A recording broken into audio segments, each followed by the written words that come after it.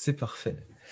Donc ouais, Jean-Charles, je te laisse commencer, introduire un petit peu qui tu es, d'où tu viens et commencer à nous expliquer certaines choses sur le sujet. Je reste bien entendu là et puis on va continuer la discussion après ensemble, qu'on avait déjà bien commencé en off et plein de choses à dire. Ça va être extrêmement intéressant, je pense. Ok. Parfait, Pierre. Merci. Est-ce que si je laisse mon écran comme ça, sans le mettre en mode diapo, vous voyez bien ou est-ce que je le mets en mode diapo? Ça me permet en fait de voir le chat à côté. Je ne sais pas si je peux voir le chat et avoir le mode diapo en même temps. Une Il y a peut-être question. une petite barre en haut, outil d'affichage, qui peut te donner un peu plus de possibilité d'avoir le chat sur le côté, mais c'est vrai que c'est peut-être pas parfait. Mais comme ça marche très bien, hein. Sinon, c'est comme ça. Il y a une grosse différence? Pas tant que ça, on voit le PowerPoint sur le côté. Est-ce que ça vous va aussi à distance si on reste comme ça? Comme ça ou comme ça? Tu peux rester avec le PowerPoint ouvert comme on est là. Y a Bon, pas de... impeccable. Bon, merci Pierre et bonjour à tous. Bon, Jean-Charles Anglaise. Mon métier, c'est d'accompagner des projets et des programmes, aujourd'hui en posture de consultant. Sachant que bon, j'ai été chef de projet, responsable de programme pendant des années avant d'être en posture de consultant. Dans les grandes lignes, mon parcours, comme ça, si vous avez des questions un peu précises, vous saurez à peu près ce que j'ai fait. J'ai commencé par m'occuper de projets d'aide au développement en Afrique en 97-98, agronomie, santé, en Ouganda. Ensuite, je suis revenu en France en 90, fin de 98. J'ai fait un master spécialisé en management de projet industriel. Je suis rentré chez Thales. Chez Thales, j'étais chef de projet pendant 7-8 ans sur une quinzaine de contrats, donc plutôt de développement de systèmes. On a quitté à plusieurs Thales, on a monté un cabinet de conseil et on accompagne des administrations, des entreprises à mieux maîtriser leurs projets ou leurs programmes de transformation.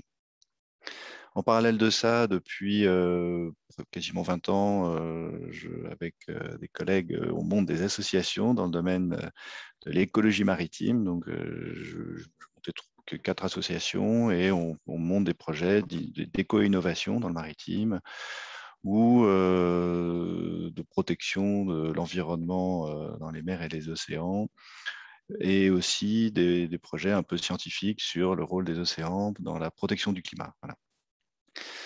Je suis passionné de management de projet, j'ai un doctorat dans le domaine autour des projets collaboratifs et j'accompagne un certain nombre d'administrations, de grandes boîtes ou de PME ou de start-up en ce moment sur ces sujets-là.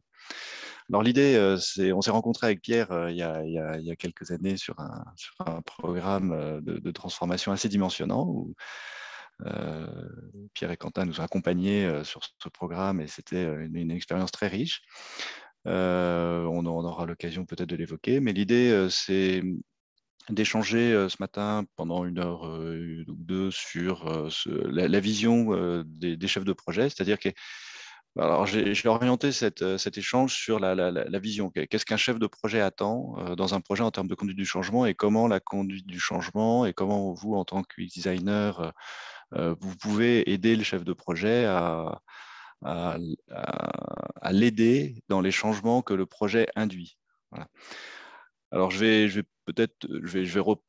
donner quelques éléments en introduction sur ce qui préoccupe le chef de projet quand il lance un projet.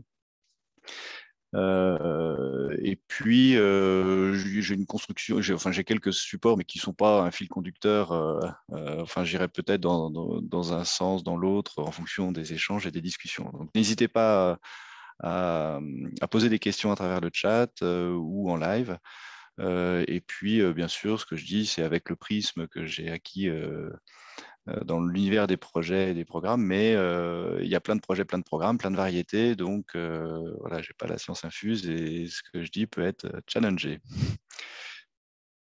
Voilà. Alors pour commencer, La plupart des projets, enfin, on définit un projet par quelque chose qui est nouveau, nouveau en tant que tel, qui n'existe pas sur un marché, ou alors nouveau pour ceux qui le portent, pour l'entreprise qui l'apporte. En tout cas, il y a une certaine nouveauté, donc, et la nouveauté induit une peur, une crainte, des préoccupations, et parce qu'il va falloir forcément changer quelque chose.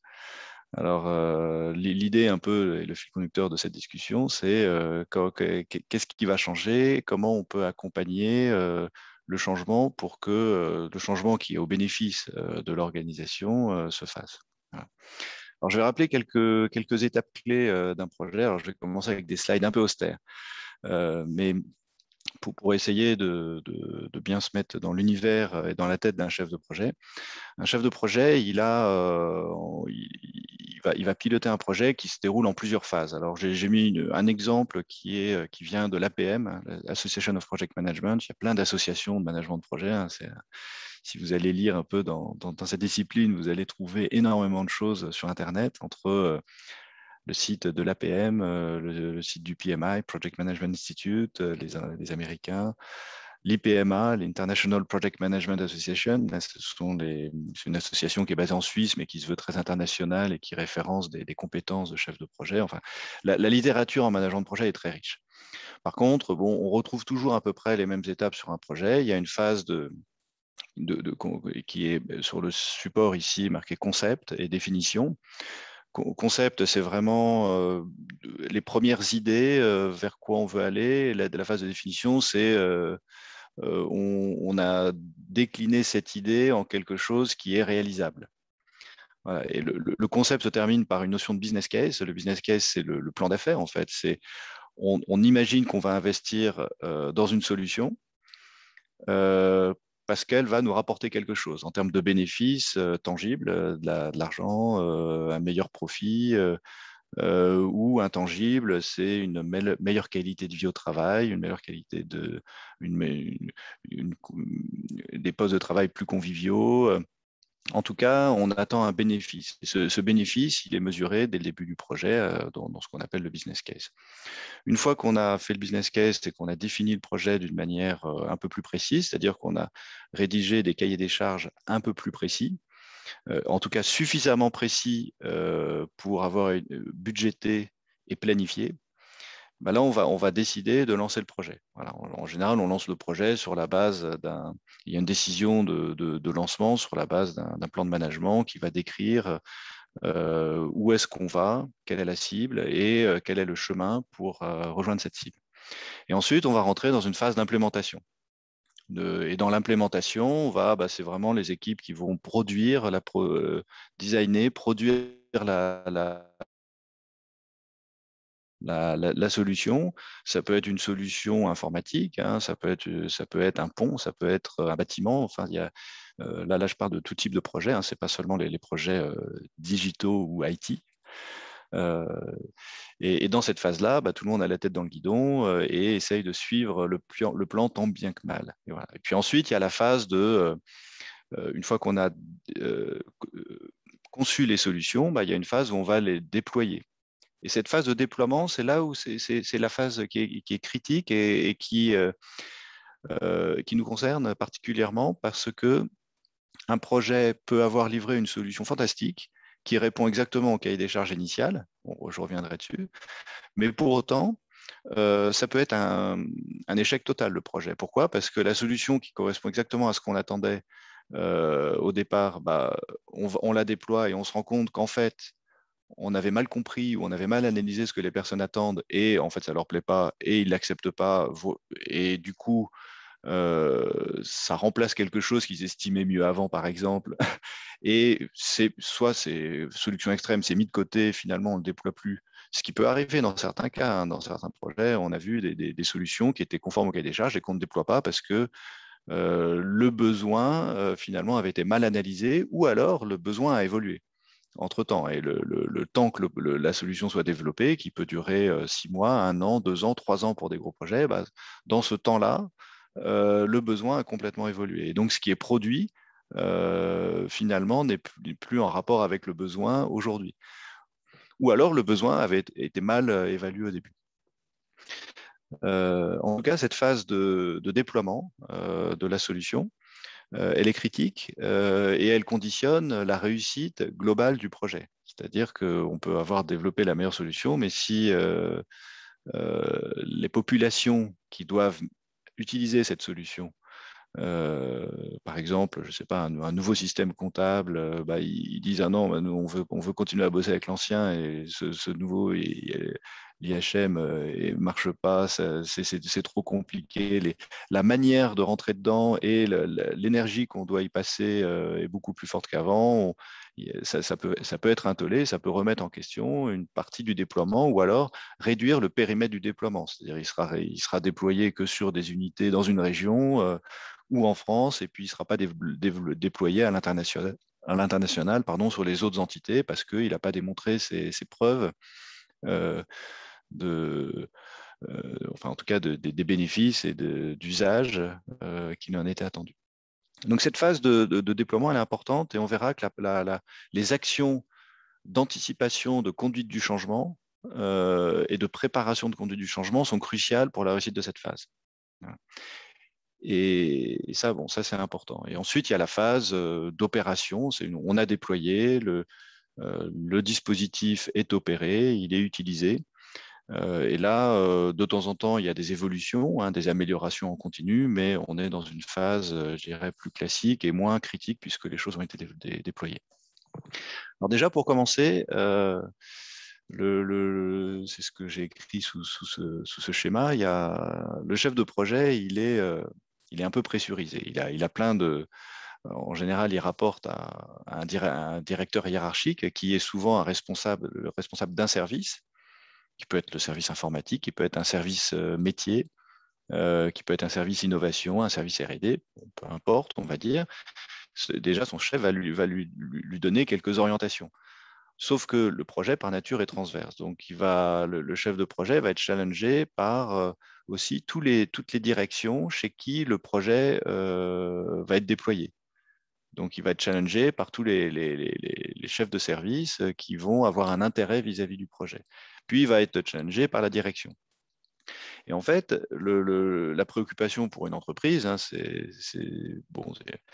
a plein de choses, mais notamment, il y a l'argent. Donc, quand on lance un projet à plusieurs millions d'euros, plusieurs dizaines de millions d'euros, ou plus, la direction, qu'est-ce qu'elle veut? Elle veut un planning et des coûts.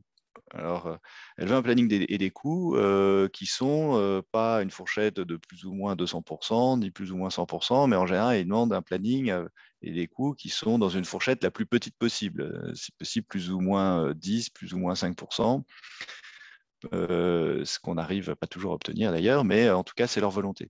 Mais ça pousse, et ça a un effet, je reviendrai dessus, mais assez pernicieux quelque part, mais ça pousse l'ensemble de l'équipe projet à essayer, même si c'est pas forcément logique ou même si c'est pas forcément le plus efficace, d'avoir une idée la plus précise possible de ce que sera la solution. Et si on travaille sur un projet qui vise à développer une solution dans 2 ans, le besoin, c'est ce que j'ai dit tout à l'heure, dans 2 ans, on ne le connaît peut-être pas, parce que le besoin va peut-être évoluer.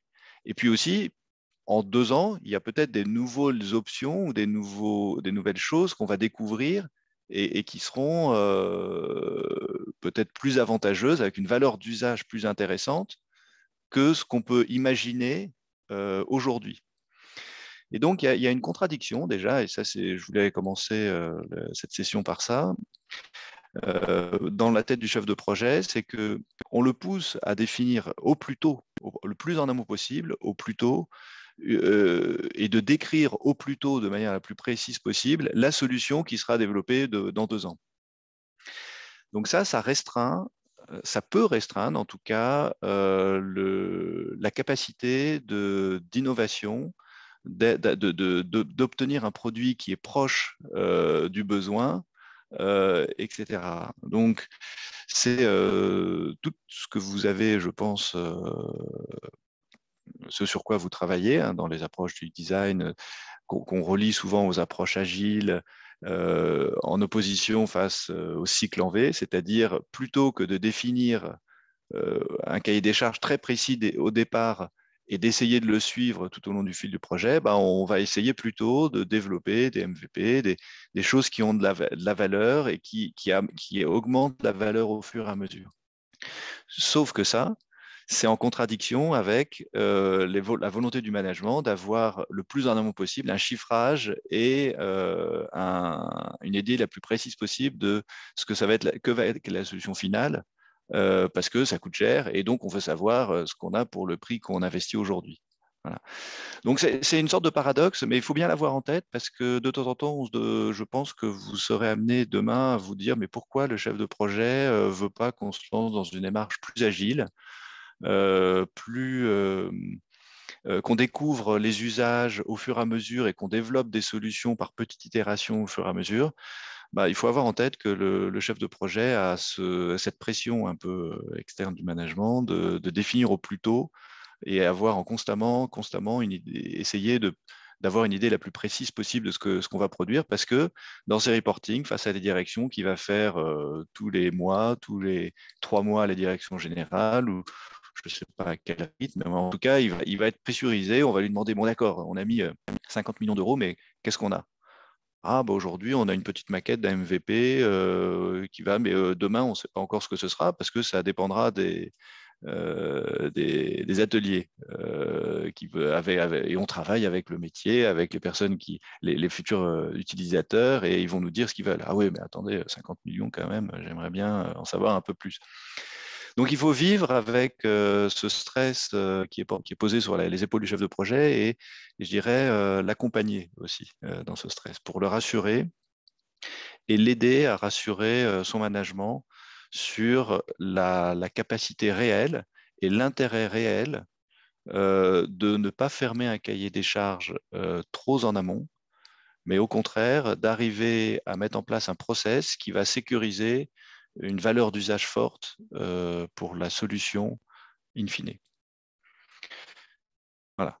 Donc ça, c'est une première introduction, mais qui est une vraie préoccupation et sur lequel il n'y a pas 10 000 solutions à part la confiance du top management dans son chef de projet, qui elle-même est liée à la confiance que le chef de projet peut avoir dans ses équipes de design et de build, donc dans ces équipes qui vont lui assurer de mettre en place un process rigoureux dans la collecte, l'identification du besoin et sa traduction en spécifications au fil de l'eau qui vont permettre aux équipes de développement de produire quelque chose qui a de la valeur d'usage et si possible de montrer des briques qui amènent de la valeur d'usage assez vite pour rassurer le chef de projet qui, lui, à son tour, va rassurer le top management.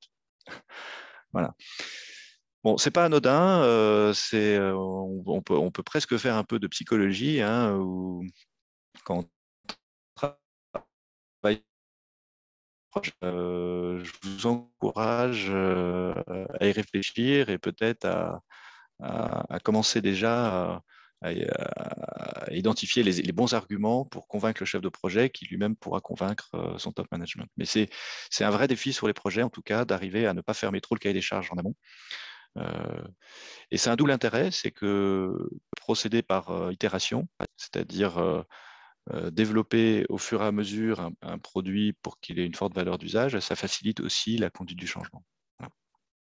Si vous avez des questions, n'hésitez pas à les poser.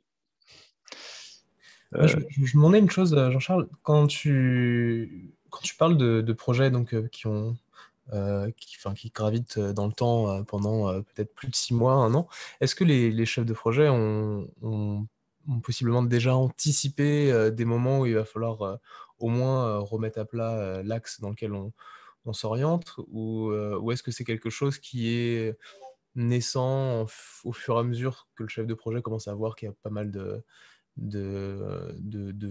comment dire, de choses qui viennent possiblement poser problème vers le chemin vers lequel on a Ouais. souhaité définir le projet. Alors, le chef de projet, dans la mécanique du chef de projet, dans la méthode du chef de projet, ce qui permet de sécuriser qu'on répond aux besoins ou dans les coûts, dans les délais, enfin, ce sont les revues.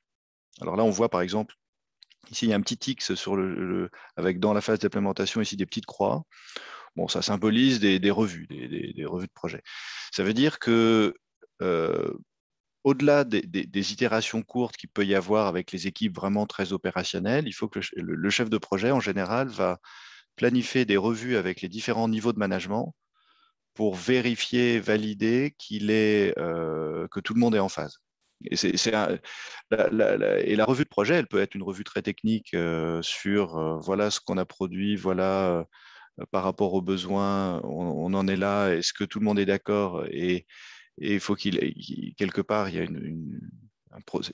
ça l'aide à aligner les acteurs là-dessus, mais ça vise aussi à lever les lièvres et donc enfin, sécuriser le fait qu'on aille bien dans la bonne direction. Donc la revue, c'est vraiment la revue de projet, c'est vraiment l'outil qui aide le chef de projet à sécuriser le fait qu'on aille dans la bonne direction.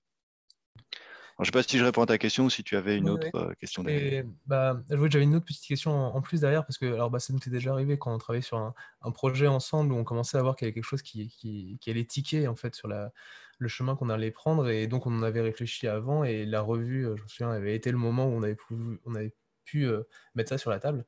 Est-ce que toi, en tant que chef de projet, tu préfères avoir cette remontée en amont afin d'anticiper les éventuelles discussions et t'assurer potentiellement que telle et telle personne aussi soit présente pendant cette revue? Ou alors est-ce que ça marche aussi dans les deux sens? Ça peut être bah, au moment venu dans la revue que le sujet est mis sur la table et donc il sera traité. C'est plus les choses sont en amont, mieux c'est. Après, on voit bien sur certains projets qu'il y a des jeux d'acteurs de temps en temps. Il y a plusieurs équipes qui peuvent avoir une vision différente de ce qu'est, enfin, je vais le dire différemment. Quand on est sur un programme dimensionnant, comme ça a été le cas sur le sujet dont on parle, qui impacte plusieurs grandes directions métiers, chaque direction métier a ses priorités Hmm. et a envie d'orienter la solution globale de l'entreprise vers ses propres besoins. Ça, c'est une première chose. Ensuite, il y a les équipes de delivery, les équipes qui produisent la solution, qui de temps en temps peuvent avoir leur vision de ce qui est bien pour les autres. Ça arrive dans beaucoup de boîtes aujourd'hui, mais la plupart des boîtes dans lesquelles je travaille, j'interviens aujourd'hui, ce sont par exemple des banques ou des assurances ou même chez des industriels, mais les banques et les assurances, c'est assez flagrant. La DSI qui produit les solutions en interne estime de temps en temps avoir une connaissance du métier, des process qui est plus fine que le métier lui-même. Et du coup, ça génère sur la priorisation dans les besoins, ça génère des débats. Voilà. Donc, le positionnement du chef de projet doit être, dans ces cas-là, un positionnement de tiers de confiance, c'est-à-dire de quelqu'un qui va arriver à écouter tout le monde, être respecté, avoir un avis respecté par tous, avoir la confiance de tous pour essayer d'amener les revues, que les revues soient faites de manière constructive et qu'on arrive à des solutions et non pas que à des affrontements sans solution à la fin. Ça peut être dans certains cas un vrai challenge, hein. Ouais. Ouais, effectivement. Et puis ce qui est très important aussi, c'est qu'il y a certains projets dans lesquels il n'y avait pas forcément de revue qui était enfin, pensée, puisque le projet était assez court, et au final, ça peut être intéressant aussi en tant que partie prenante de stimuler aussi ce besoin d'avoir un partage. Mais en tout cas, ouais. Et effectivement, Ouais. c'est le moment clé où on peut enfin avoir une Et, prise de parole. ouais. Donc, enfin, le chef de projet, je pense que c'est bien de le solliciter le plus en amont possible et que tous les acteurs le fassent, et pour que lui, dans cette posture de tiers de confiance, anime ses revues pour qu'elles soient les plus constructives possibles. Parce que dans ces revues, il y aura probablement des personnes qui n'auront pas les mêmes attentes, les mêmes priorités et les mêmes visions. Voilà. Hmm. Ok, top. Merci, je te laisse continuer. Alors, je vais passer rapidement sur ces slides. Ça, c'est un slide classique que vous avez probablement déjà vu, mais il y a une vraie difficulté sur tous les projets à identifier le besoin. Enfin, et donc la solution la plus adaptée. Donc c'est bon, c'est un peu caricatural, mais c'est un vrai sujet. Et donc la, la, la, la solution de développer des solutions par itération au fil du projet est une solution vraiment intéressante, mais qui, pour que cette solution et ce process puissent être mis en place, je pense vraiment aux démarches agiles, pour qu'ils soient mis en place, il faut qu'il y ait des conditions réunies qui ne sont pas toujours au rendez-vous, et notamment une vraie bonne fluidité d'information et un niveau de confiance entre les équipes qui doit être au rendez-vous pour que ça marche. Sinon, c'est compliqué à faire marcher. Alors, ce slide est un peu austère aussi, mais c'est juste pour dire en 2 mots que la préoccupation du chef de projet, et ça peut embêter un peu les parties prenantes, et notamment les UX designers, mais ça va être de formaliser son besoin avec des exigences. Le chef de projet, il a un tableau, des exigences qu'il note sous forme de phrases avec des numérotations et il suit ça. Alors, ce n'est pas forcément le cas sur tous les projets, hein. Sur des petits projets, ce n'est pas le cas, mais sur certains projets, notamment j'ai travaillé sur des projets industriels de grande envergure, le chef de projet doit tenir, parce que sinon c'est plus gérable, des fichiers avec des centaines, voire des milliers d'exigences. J'ai travaillé sur des projets où il y avait des milliers d'exigences. Et dans ces exigences, on décrit quel est le besoin, mais on va décrire aussi quelles sont les contraintes, notamment les contraintes en termes d'ergonomie. On pourrait décrire, en tout cas, c'est dans ce référentiel-là qu'on va décrire tous les besoins et toutes les contraintes, toutes les normes qu'il faut appliquer, les pratiques, voilà, etc. Donc ça, vous aurez probablement de temps en temps, peut-être pas toujours, mais des chefs de projet qui gèrent ce référentiel d'exigence et qui va être un référentiel au sens premier du terme, c'est-à-dire dès qu'on est un peu perdu, ben, on va chercher dans ce fichier-là quelle est la référence. Et si ce n'est pas écrit ou si on est contre la référence, bah, il va falloir se poser des questions, soit changer le périmètre du projet, donc changer le référentiel, enfin en tout cas modifier certaines exigences, ou en tout cas faire rentrer de nouvelles exigences. Mais c'est pas, de temps en temps, vous aurez ça en face de vous. Alors, le changement. Alors, bon, j'ai pris quelques illustrations dont j'ai mis les sources qui est sur Internet, mais le changement, c'est pas une évidence pour tout le monde, hein. Enfin, je pense que on vous l'a déjà répété dans vos formations, vous l'avez vu en entreprise, mais même on le voit dans sa vie perso, hein. Quand on est bien, quand on est assis dans une situation depuis un certain temps, bah, le changement, on n'a pas forcément envie. On se pose la question pourquoi? Bah, ça marche déjà bien aujourd'hui, de mon point de vue en tout cas, j'ai pas besoin que ça change. Alors peut-être que le changement, est nécessaire pour que la boîte, l'entreprise, l'organisation continue à être compétitive. Mais chaque personne dans son poste peut, lui, ne pas avoir cette perspective-là et se dire bah non, je ne vois pas pourquoi il y a besoin de changer, ça a l'air de marcher aujourd'hui. Donc, le changement n'est pas une évidence pour tout le monde. Ensuite, là, je vais passer un petit peu de temps là-dessus. Il y a les projets, en fait, il y a plusieurs types de projets. Il y a des projets qui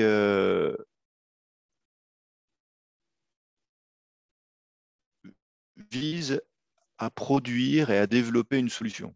Alors là, je donne l'exemple de, je sais pas, un immeuble, construire un pont, un barrage. Quand on construit un barrage, je suis allé visiter un barrage au Pakistan il y a une dizaine d'années. Bon, le projet, c'était vraiment, on ferme une vallée entière et la vallée est noyée pour faire un stock d'eau. Ça veut dire que ceux qui habitaient dans cette vallée, en l'occurrence, le gars m'avait expliqué à peu près comment ça s'était passé. Bon, il me disait, voilà, il y avait 5 000 personnes qui habitaient dans cette vallée. On a construit une ville à côté et ils sont allés dans cette ville alors qu'ils vivaient dans des villages depuis des centaines d'années, etc. Donc c'est un changement, c'est même un changement qui peut être possiblement traumatisant. Quand on installe un nouveau système IT, je ne sais pas, SAP par exemple, on installe un module SAP, bon, il va falloir développer des interfaces, des choses comme ça, bien sûr, mais ça induit un changement chez les personnes. Je dirais qu'il y a des projets dont le changement est une conséquence d'une solution qu'on veut installer. Et le projet démarre, c'est le premier, avec une solution qu'on attend, on veut mettre en place cette solution, Et du coup, le changement n'est qu'une conséquence, entre guillemets, de ce projet. Et il va falloir accompagner ce changement. Et l'effort à fournir en termes d'accompagnement du changement va dépendre du niveau d'impact sur les populations. Voilà, il y a des changements quand on développe un nouveau système IT et qu'on le déploie. Le déploiement peut être mineur parce que c'est à ISO périmètre, ISO quasiment ISO fonctionnalité, on améliore un peu l'interface, donc il y aura un petit peu de sensibilisation et de formation, mais voilà, ce sera un changement mineur et la population est peu impactée ou se sent peu impactée parce que ça ne change pas son périmètre de responsabilité, par exemple, ça ne change pas ses actes métiers. Donc, il y a des projets qui démarrent avec on veut installer une solution, on veut développer une solution et la mettre en œuvre, et le changement n'est qu'une conséquence. Il y a d'autres projets, c'est la partie du bas du slide, qui sont des projets ou des programmes de transformation, des projets de changement ou des programmes de transformation. Souvent, il y a des projets qu'on appelle changement et programmes de transfo, c'est juste la dimension. Mais en tout cas, c'est une situation où on veut changer. On a besoin de changer. Alors, souvent, on a besoin de changer. Pourquoi? Parce que l'environnement change. Alors, ça peut être le business, l'environnement compétitif de l'entreprise change. On perd des points de marché, on n'est pas assez performant. Donc, on va mettre en place un programme de transformation pour être plus performant. Et on veut gagner 5 points de performance. Et pour gagner 5 points de performance, on va dire, je vais investir 10 millions d'euros.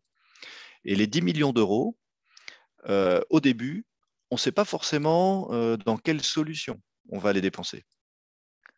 On peut avoir des idées peut-être sur 2 des 10 millions. On va se dire, 2 des 10 millions, je vais les consacrer à du process improvement, voilà, de l'amélioration des processus, d'optimisation des pratiques métiers. Le reste, les 8, pour l'instant, je ne sais pas encore. Donc, ce que je veux dire, c'est que il y a des projets qui démarrent avec une volonté de changement parce qu'il y a un environnement qui change, parce qu'on veut se développer dans une autre zone géographique, on veut passer de... Avant, on outsourçait la production de choses. Maintenant, on veut le faire nous-mêmes. Alors, ça peut être du traitement enfin, ça peut être du digital. Ça peut être, avant, on outsourçait toute une partie de traitement de données. Maintenant, on veut l'internaliser. Donc, ça veut dire qu'il va falloir développer nos propres produits ou utiliser des produits existants sur le marché et les customiser pour nous. Ou alors, c'est une chaîne de production de chaussures et qu'on veut mettre en interne. Enfin, tout ça démarre par une volonté de changement, mais on ne sait pas encore comment vont être quels vont être les changements. Et donc, on démarre, on décrit ça en général dans une vision stratégique, un plan stratégique de l'entreprise, où on se dit, voilà, on va chercher tel bénéfice et on est capable d'investir 5, 10, 20, 30 millions pour atteindre ce bénéfice. Et on ne présume pas encore de ce qu'on va faire. Alors, on parle souvent ici, vous voyez un petit cercle avec POTI, avec une situation as is, la situation aujourd'hui, c'est-à-dire l'entreprise, comment elle est, je la décris aujourd'hui, et avec un objectif d'aller dans 1 an, dans 2 ans, dans 3 ans, peut-être même dans 5 ans pour les grosses organisations, à une situation to be, une situation demain. Demain, qu'est-ce que je serai? D'accord, avec des indicateurs associés. C'est les 5 points de performance, c'est 20% de plus de chiffre d'affaires, c'est voilà, une meilleure qualité de vie au travail. Aujourd'hui, j'ai une qualité de vie au travail les personnes se plaignent en interne. J'ai beaucoup de démissions, j'ai un taux de burn-out qui est élevé. Je veux changer ça. Je continue le même métier, etc. Mais je veux avoir une qualité de vie au travail qui monte en flèche, moins de personnes qui démissionnent, etc. Et pour ça, je vais investir X millions d'euros. Je ne sais pas encore comment je vais faire, j'ai quelques idées. Le responsable de programme va identifier au fur et à mesure les bons leviers et les bons projets, mais j'ai cet objectif. Et là, on décrit ça en général en termes de POTI, c'est-à-dire de process, c'est-à-dire les actes métiers, ce que je fais au jour le jour. En O, ça veut dire outil. Non, pardon, O, c'est organisation, c'est l'organisation cible. comment je vais m'organiser? Est-ce que je change l'organisation des équipes? Le T, c'est tools, c'est outils. Quels sont les nouveaux outils de travail, s'il y en a? Et le I, c'est information. C'est lié aux data, plutôt les nouvelles données que je vais manipuler. Voilà, je reviendrai dessus. Voilà. Mais c'est pour avoir en tête que il y a des projets qui démarrent soit avec une vision d'une solution qu'on veut mettre en place. Je construis une grande tour à la Défense où je développe je veux installer un nouveau logiciel, ou alors je peux démarrer un projet sans présumer des solutions, mais en ayant une ambition de transformation. Voilà, les solutions sont on appelle ça des enablers, des facilitateurs au changement. Vous avez des questions là-dessus ou N'hésitez pas. Si c'est... Alors, le chef de projet, une fois qu'il démarre son projet, il va se poser des questions, alors précisément sur le changement. Il va se poser la question du quoi, qu'est-ce qu'on change? Alors là, il va pouvoir le décrire à travers des outils.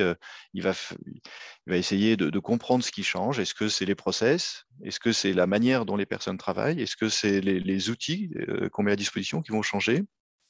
Est-ce que c'est les organisations qui vont être impactées? C'est-à-dire, il y a 200 personnes qui faisaient ça, elles vont aller dans un autre service pour faire ça, etc. On va revoir l'organisation. C'est le cas dans des fusions-acquisitions, dans des fusions de groupes. Il faut réfléchir à la manière dont on va répartir les équipes, notamment ceux qui ont des métiers transverses. Mais en général, quand on change les équipes, on va changer leur mode de travail. Et en général, quand on change leur mode de travail, on va aussi adapter leurs outils. Et dans les outils, il y a tout, il y a plein de choses. Et du coup, il va falloir l'accompagner. On peut décrire ça avec l'OMOC, je reviendrai dessus, mais c'est la même chose que le POTI. La question qu'un chef de projet va se poser, c'est aussi qui est impacté par le changement. Et là, on va faire des choses qui sont du type analyse d'impact, c'est-à-dire on va essayer d'analyser population par population, métier par métier, poste par poste, équipe par équipe, comment est-ce qu'ils sont impactés. Certains peuvent être impactés en termes d'organisation et d'outils, certains vont être impactés qu'en termes de pratique métier. Voilà. Et certains pas du tout, et l'ampleur peut être plus ou moins forte. En fonction de ça, vont en découler notamment les actions de conduite du changement vers ces populations. La question que le chef de projet va se poser, et où là, c'est intéressant, les approches agiles et de design itératif, c'est à quelle vitesse doit-on ou peut-on changer? Et là, le chef de projet, ce qu'il va analyser, c'est la capacité d'une organisation à se transformer, ou la capacité d'une équipe à se transformer, c'est-à-dire ce qui peut être lié à son appétence au changement. Ce qu'on appelle l'appétence au changement, c'est est-ce que dans ma tête, je suis capable de changer facilement ou pas? Il y a des organisations qui ont une forte appétence au changement. C'est le cas de boîtes je sais pas, qui travaillent dans le digital, je te dis Google ou autres, qui sont cités comme des boîtes qui ont une forte appétence au changement, c'est-à-dire que l'organisation est habituée à changer et ça ne lui pose pas de problème, le changement en soi. Et puis, il y a d'autres boîtes qui sont ancrées peut-être dans des choses avec des histoires très fortes et qui ont une faible appétence au changement. Donc là, ça peut influencer sur la capacité à se transformer. Forcément, les managers et les top managers ont une part de responsabilité assez forte dans l'appétence au changement parce que s'ils ne l'accompagnent pas, ça ne facilite pas. Et ils vont comparer ça à l'urgence de changer. C'est-à-dire que pour obtenir les bénéfices, par exemple, pour être compétitif sur le marché, il faut que je me transforme. Mais est-ce qu'il faut que je me transforme dans 6 mois pour survivre sur le marché ou est-ce que si je me transforme dans 2 ans, c'est bon? Est-ce que je serai encore en vie dans 2 ans? Voilà. Bon, il va se poser des questions comme ça. Et de ça, il va déduire une stratégie de mise en œuvre du changement qui va formaliser à travers un plan de conduite du changement en général. C'est-à-dire, c'est à quelle vitesse et comment je vais changer, qui je vais solliciter, quelle va être ma campagne de communication en interne et en externe, quels sont les packs de conduite du changement que je dois mettre en place. Dans ces packs, il peut y avoir des modules de sensibilisation, des modules de formation à destination des managers, des managers intermédiaires, des équipes. Voilà, donc tout ça, c'est décrit dans une stratégie de conduite du changement et dans un plan de conduite du changement. Et cette analyse, elle est cruciale parce que en fonction notamment de la vitesse à laquelle je peux changer, de l'appétence au changement, je vais avoir un, comment dire, une vitesse de projet, un planning de projet plus ou moins rapide, plus ou moins offensif. Et on le voit bien quand on voit même aujourd'hui dans les journaux ou à la télé, on voit des gouvernements qui mettent en place du changement, hein, avec de nouvelles lois.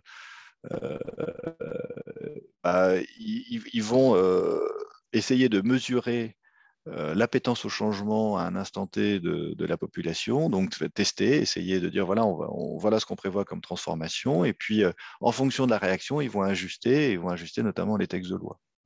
Puis après, en fonction de ça, ils peuvent avoir plusieurs stratégies pour conduire ce changement. Ça va jusque-là? N'hésitez pas à me couper ou questionner. Voilà. Je fais juste un petit focus sur les outils qu'on peut utiliser, qu'un chef de projet peut être amené à utiliser. Mais le POTI, comme je disais, c'est les processus, l'organisation, les outils, l'information. Et on appelle ça le blueprint, hein, la vision cible. Et donc cette vision cible, plus on la dessine précisément au départ, mieux c'est, parce que ça donne une organisation, mais ça ne veut pas dire que cette vision ne va pas changer au fil du temps. Et l'OMOC, c'est la même chose, hein, outils, métier, organisation, culture. Alors cette fois, on parle de culture, donc c'est le même type d'outil, mais notamment, on peut faire des analyses d'impact en utilisant l'OMOC. Est-ce que sur cette équipe, mon changement, mon impact, il est en termes de métier, en termes de culture, en termes d'organisation? Voilà. Voilà, donc ça, ce sont un peu des choses qui sont dans la boîte à outils du chef de projet qui vont l'aider à analyser les impacts et à donner une vision de ce que sera la transformation. Et Jean-Charles, est-ce que ça c'est Oui. un outil, alors je pense plus à l'OMOC, qui serait intéressant d'aborder à partir du moment où là on sent que, je sais pas, de par une recherche utilisateur ou de par quelques tests, on va avoir un pivot fort à emprunter et donc pour un peu sous-peser les propos qu'on va avoir, est-ce que tu nous conseillerais, nous par exemple en tant que UX designer, d'avoir un peu cette rationalisation du projet? Alors, je conseille à toutes les personnes qui travaillent sur les projets, mais en entreprise, d'avoir une vision d'architecte. Architecte au sens global du terme, c'est-à-dire quelqu'un qui est capable de comprendre un écosystème dans sa globalité le plus possible. C'est-à-dire que quand il tire sur une ficelle, il comprend ce qui se passe. Alors je m'explique, mais si on travaille juste sur la brique outil de l'OMOC et que vous accompagnez par exemple des ateliers du X-Design en disant bah, tiens, il y a cette fonctionnalité-là, on n'y avait pas pensé, elle a surgi, on pourrait faire ça. Mhm. Bah, il faut se rendre compte que on pourrait faire ça va avoir un impact sur les process métiers. Mais possiblement, si on tire la ficelle, il se dit, tiens, mais oui, les process métiers, mais ça veut dire qu'on pourrait leur faire ça, ça veut dire que leur métier pourrait changer, ça veut dire que leur organisation pourrait évoluer.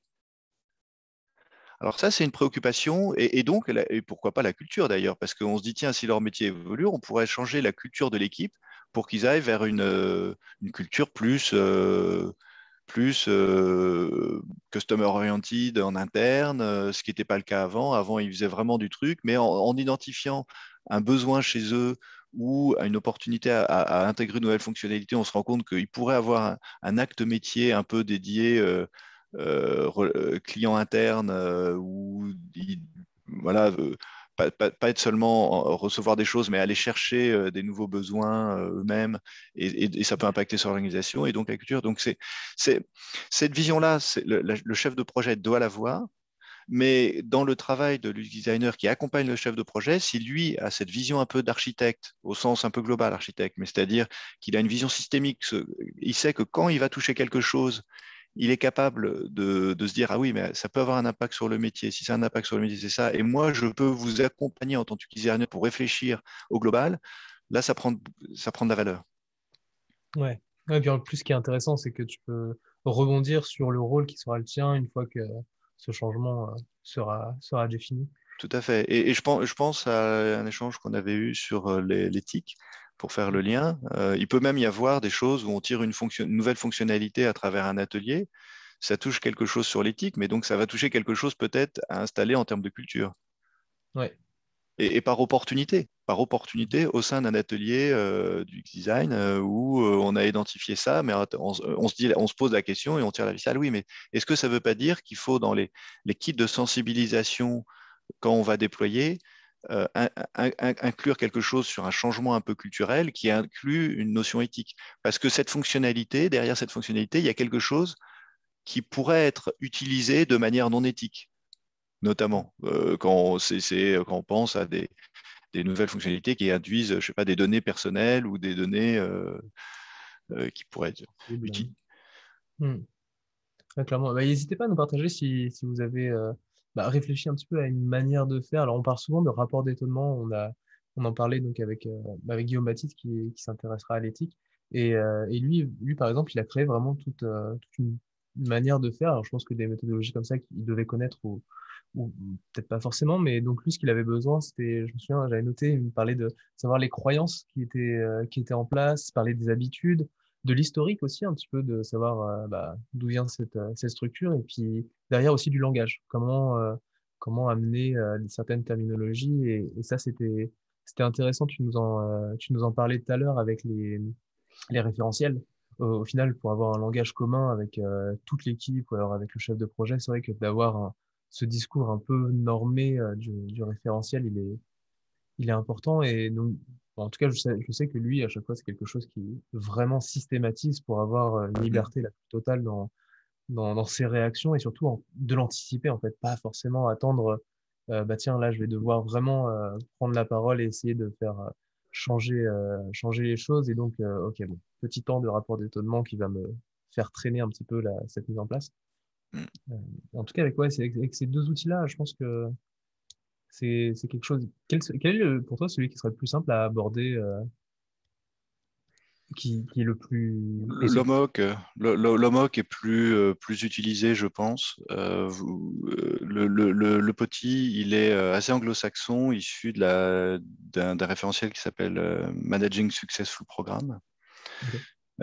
qui est un super référentiel pour des gros programmes de transformation. L'OMOC, vous trouverez plus de références et il est facile d'usage. Ouais.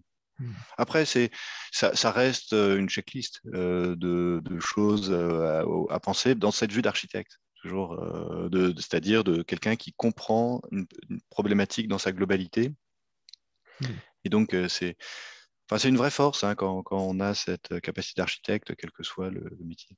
Ouais. Ouais, je pense que ça peut être vu comme soit des fois comme un soft skill ou alors comme une comment dire une compétence liée à la maturité de vie, alors soit dans un écosystème propre, mais sinon d'avoir jonglé dans différents projets. Et au final, je pense que là, on commence à comprendre que c'est quelque chose qu'il faut déployer comme une compétence, comme un hard skill, quoi, à apprendre pour bien gérer. En Mm. tout cas, je trouve ça intéressant que tu le montres de cette taille-là. Mm. En tout cas, le chef de projet il va vraiment se poser la question que ce soit un projet qui soit l'idée par le changement ou un projet qui soit l'idée par une solution qu'on a au départ. Mhm. Il doit avoir en tête que bah, s'il change un outil, il va souvent falloir changer les processus métiers, que l'organisation peut être impactée et que ça change, et que la culture, du coup, derrière, peut aussi démarrer. Mais ça pourrait être lié par la culture, c'est-à-dire on a volonté de changement culturel. Et la volonté de changement culturel va peut-être induire un impact sur le métier, puis sur l'organisation. Enfin, ce que je veux dire, c'est que ça marche un peu dans tous les sens, mais l'ensemble doit être consistant, cohérent. Mhm. Voilà. Et le chef de projet avisé doit toujours réfléchir sur les quatre briques, sachant que beaucoup de chefs de projet auxquels vous serez confrontés, souvent sont des chefs de projet qui gèrent que l'outil. qui Ouais. gère que, pas toujours, c'est pas toujours le cas, mais assez souvent, les UX designers sont en interface avec les chefs de projet qui développent la solution IT, Mm. l'objet IT du programme. Et les trois autres composantes sont un peu mises de côté et gérées par le métier, de temps en temps même pas par un chef de projet métier dédié. C'est il y a pas toujours, enfin le niveau de maturité dans les organisations n'est pas toujours au rendez-vous et pas très uniforme. Donc, autant c'est courant d'avoir un chef de projet qui gère ce volet-là, l'objet outil, et qui sait bien le faire. Autant avoir un chef de projet qui a une vision sur ces quatre briques et qui sait faire marcher et avancer ces quatre briques en parallèle de manière cohérente. C'est pas tous les chefs de projet qui savent le faire ou qui ont pour mission de le faire. Ouais, on peut être vu comme une approche un peu parasite, malheureusement, si on vient parler par exemple du métier qui va du coup être impacté à cause de cet outil. Oui, mais en même temps, c'est là où je pense l'accompagnement avec cette vision d'architecte et vision un peu systémique, un chef de projet vous sera reconnaissant quand même, in fine. Ça va peut-être lui faire mal, hein, parce que ça va peut-être, il va se dire, mince, il voit quelque chose que j'avais pas vu et il me met, moi, qui suis chef de projet IT, une contrainte en plus que j'ai pas envie de gérer et que j'ai envie de mettre sous le tapis jusqu'à ce qu'elle émerge parce que de toute façon, c'est pas de ma responsabilité et je préfère déjà gérer mon périmètre qui est suffisamment compliqué. Voilà. Ça, c'est le raisonnement quand même, même s'il est un peu caricatural, c'est le raisonnement inconscient ou conscientisé de pas mal de chefs de projet. Hein, parce que ils sont déjà Submergé un peu totalement. débordés par ce volet développer la solution outil. Et Mm. le reste, on leur a pas donné mission de le faire. Et ils voient que en fait, ça va poser un problème, mais ils disent c'est pas de ma responsabilité, donc ils le cachent et ils veulent pas le montrer, ils veulent pas le sortir parce qu'ils se disent oh, ça va faire des tollés, puis ça va arrêter mon projet et puis X raison. Mm. Donc il peut y avoir des situations comme ça. Donc je pense que le rôle, moi en tout cas de consultant, mais le rôle aussi, je pense, d'un UX designer qui intervient et qui a une vision un peu globale et c'est d'alerter sur ce genre de choses. Mais, Mm. même si dès qu'on amène une alerte, ça peut mettre en risque. Hein, mais enfin, un bon projet, c'est quand même un projet qui lève au plus tôt ses risques Mm. pour pas qu'ils deviennent des problèmes et qui coûtent beaucoup plus cher après. Clairement. Ok, bon, le mock, vraiment quelque chose à garder en tête. Je te laisse continuer. Rapidement, un slide sur qui on contacte concernant le changement. Bon, ça, c'est une organisation typique sur un projet. Mais ça, c'est vu par l'APM. Il y a plein de manières hein, d'organiser les équipes. Mais on va avoir sur un programme de transfo plutôt, hein, on va avoir des équipes projets. Dans les équipes projets, il peut y avoir des équipes projets internes, externes. Il va y avoir un ou plusieurs chefs de projet. Il va y avoir un manager de programme. Il va y avoir un board, c'est-à-dire un comité programme qui va être constitué de différentes directions métiers, par exemple. Et puis, il peut y avoir le top management, le sponsor. Voilà. Et puis, ce qu'on appelle aussi des business change managers. Des business change managers, souvent, ce sont des personnes.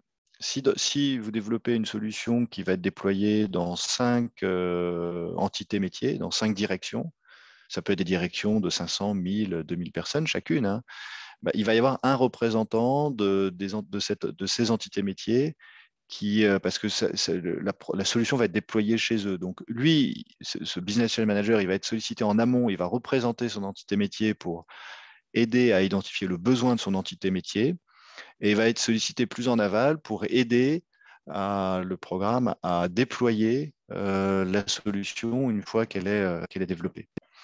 Alors la question, c'est qui est une partie prenante du changement et éventuellement en tant que designer ou en tant que personne qui accompagne sur le changement et qui sont les personnes qui sont impactées par le changement. Est-ce que c'est voilà, l'équipe projet, le chef de projet, le directeur de programme, le programme manager, etc. Bon, en fait, la question, c'est que c'est tous. Potentiellement, les représentants des directions métiers, les business managers, ils peuvent être, c'est eux qui vont vivre le changement. Donc c'est intéressant de discuter avec eux. Même la Technical Design Authority, celui qui va designer, enfin qui va être garant que la solution soit cohérente dans son ensemble, et qui peut être la solution cohérente dans son ensemble, c'est peut-être un patchwork de plusieurs solutions qui sont développées par plusieurs chefs de projet. Alors, toutes ces personnes-là, et ça fait beaucoup, mais potentiellement, elles sont impactées, elles sont par le changement et elles sont partie prenante du changement. Donc, faut réussir. Alors, je sais pas, vous aurez peut-être pas besoin d'être en relation avec toutes, mais en tout cas, faut réussir à donner les billes à celui avec qui vous êtes en contact. Alors, vous êtes en contact avec soit une project team, soit un project manager, soit directement vers le programme manager. En fonction du niveau avec qui vous êtes en contact, il faut donner les billes à ces personnes-là pour les aider à comprendre le changement et à faire en sorte que tout le monde soit aligné sur une vision, une stratégie de conduite du changement cohérente. Voilà. Alors, quelques mots sur pourquoi est-ce qu'on résiste au changement. Alors, on en a parlé un petit peu. Je pense que vous avez peut-être eu des inputs là-dessus ces dernières années. Vous avez peut-être vu des choses, mais le changer, en fait, c'est pas naturel. Hein, c'est ce qu'on disait au début. C'est pas forcément. Tout le monde n'a pas un intérêt à changer pour plein de raisons. Hein. Ça peut être parce que le changement peut induire des peurs en termes de je, je vais avoir moins de pouvoir demain, ou alors mon métier va changer. Est-ce que mon poste va être préservé? Je vais peut-être être viré s'il y a un changement, parce que quelque part, installer des outils plus performants, ça veut dire qu'on aura besoin d'être moins nombreux pour faire le même métier, enfin pour faire cette activité. Du coup, il y a des postes qui vont sauter. Du coup, souvent, les peurs sont attachées à des craintes de ce type. Hein, donc, il faut les analyser. Alors, il y a, il y a une analyse, j'ai pris un petit peu de littérature hein, de Soparno, là, qui est les facteurs, qui résume les facteurs de résistance au changement. Alors, on fait un peu de psychologie, mais c'est le changement, c'est ce que j'ai aimé, c'est des motivations individuelles et collectives qui ne sont pas souvent simples à anticiper. De temps en temps, on a du mal à analyser en avance si les personnes si la population va être réfractaire au changement, au contraire, si elles vont se dire ah non, c'est génial. C'est quelque chose qui est de temps en temps pas si évident que ça. On peut se dire qu'au contraire, tout le monde va l'accueillir à bras ouverts et au fait, il y a un tollé. Et on n'avait pas identifié que le tollé, il est dû peut-être même à juste deux, trois personnes, mais deux, trois personnes qui sont ce que j'appelle des influenceurs. Alors, les influenceurs, ça peut être des managers emblématiques, mais pas forcément que des managers emblématiques. Ça peut être des personnes un peu emblématiques au sein d'un groupe.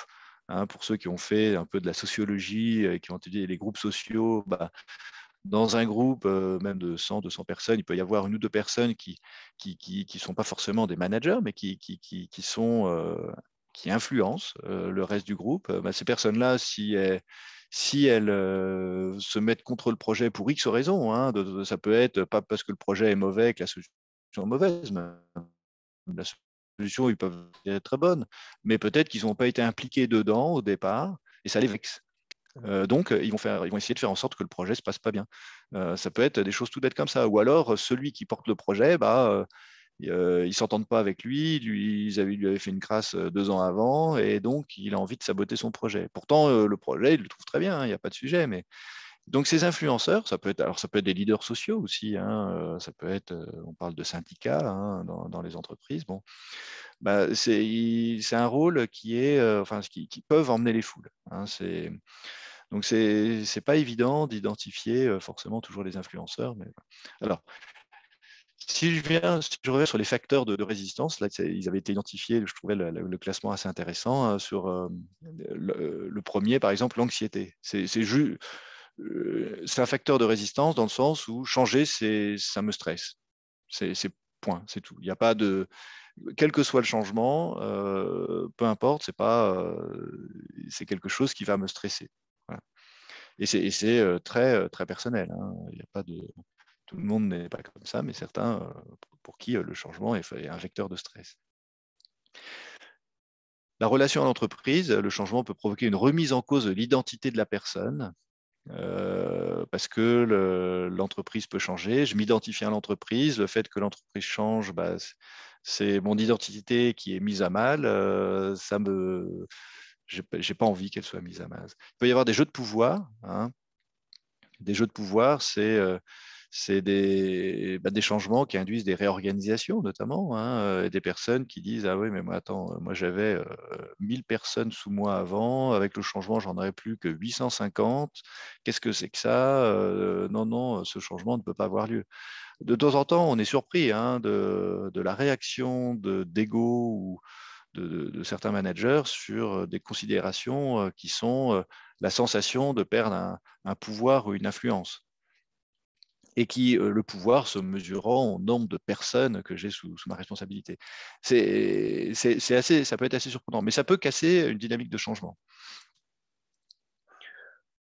Voilà, l'influence du groupe, la culture d'entreprise, la connaissance et les compétences individuelles. C'est-à-dire que la dernière ligne, hein, c'est si le changement induit le besoin de resuivre une formation complète, enfin, je vais dépenser beaucoup d'énergie à absorber le changement, ça peut me stresser, ça peut en tout cas me faire en sorte que je résiste, parce que je n'ai pas envie d'y consacrer autant d'efforts.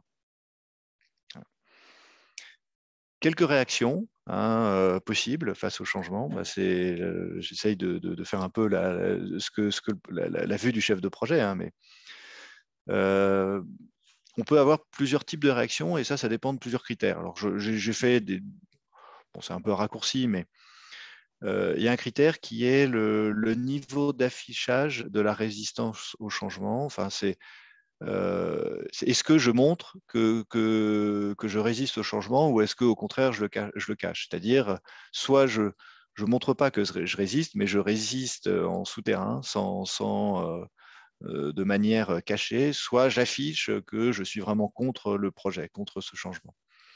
L'autre, dans cette grille, j'ai mis un autre critère, c'est la capacité et la motivation à résister au changement. C'est-à-dire,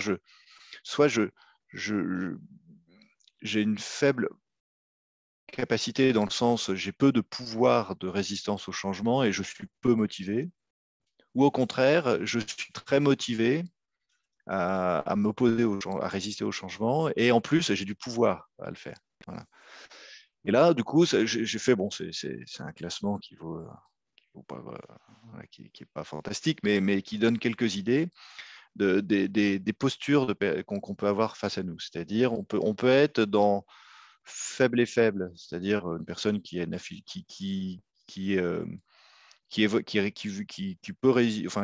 qui est pas très motivée pour résister au changement et qui en plus n'a pas envie de l'afficher. Donc elle va être dans un état d'inertie et d'indifférence. Elle peut avoir peu de capacité et peu de motivation, mais elle affiche fortement. C'est-à-dire, et donc elle négocie ouvertement et elle argumente permanent. C'est une argumentation en permanence. Donc ça, c'est des personnes en atelier, en réunion, qui vont poser toujours voilà, des questions, dire ah oui, mais attends, mais ça, c'est pas possible, tu te rends compte, etc. Voilà. Et c'est un état de négociation ouverte. Ensuite, il y a ceux qui ont une capacité, un pouvoir fort, mais qui ne l'affichent pas.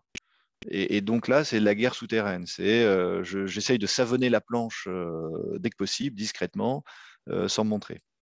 Et puis, il y a la guerre ouverte. Ceux qui ont un pouvoir fort, une motivation forte à résister au changement et qui l'affichent. Donc ça, c'est une guerre ouverte. Et ça peut être une guerre ouverte entre managers. Hein.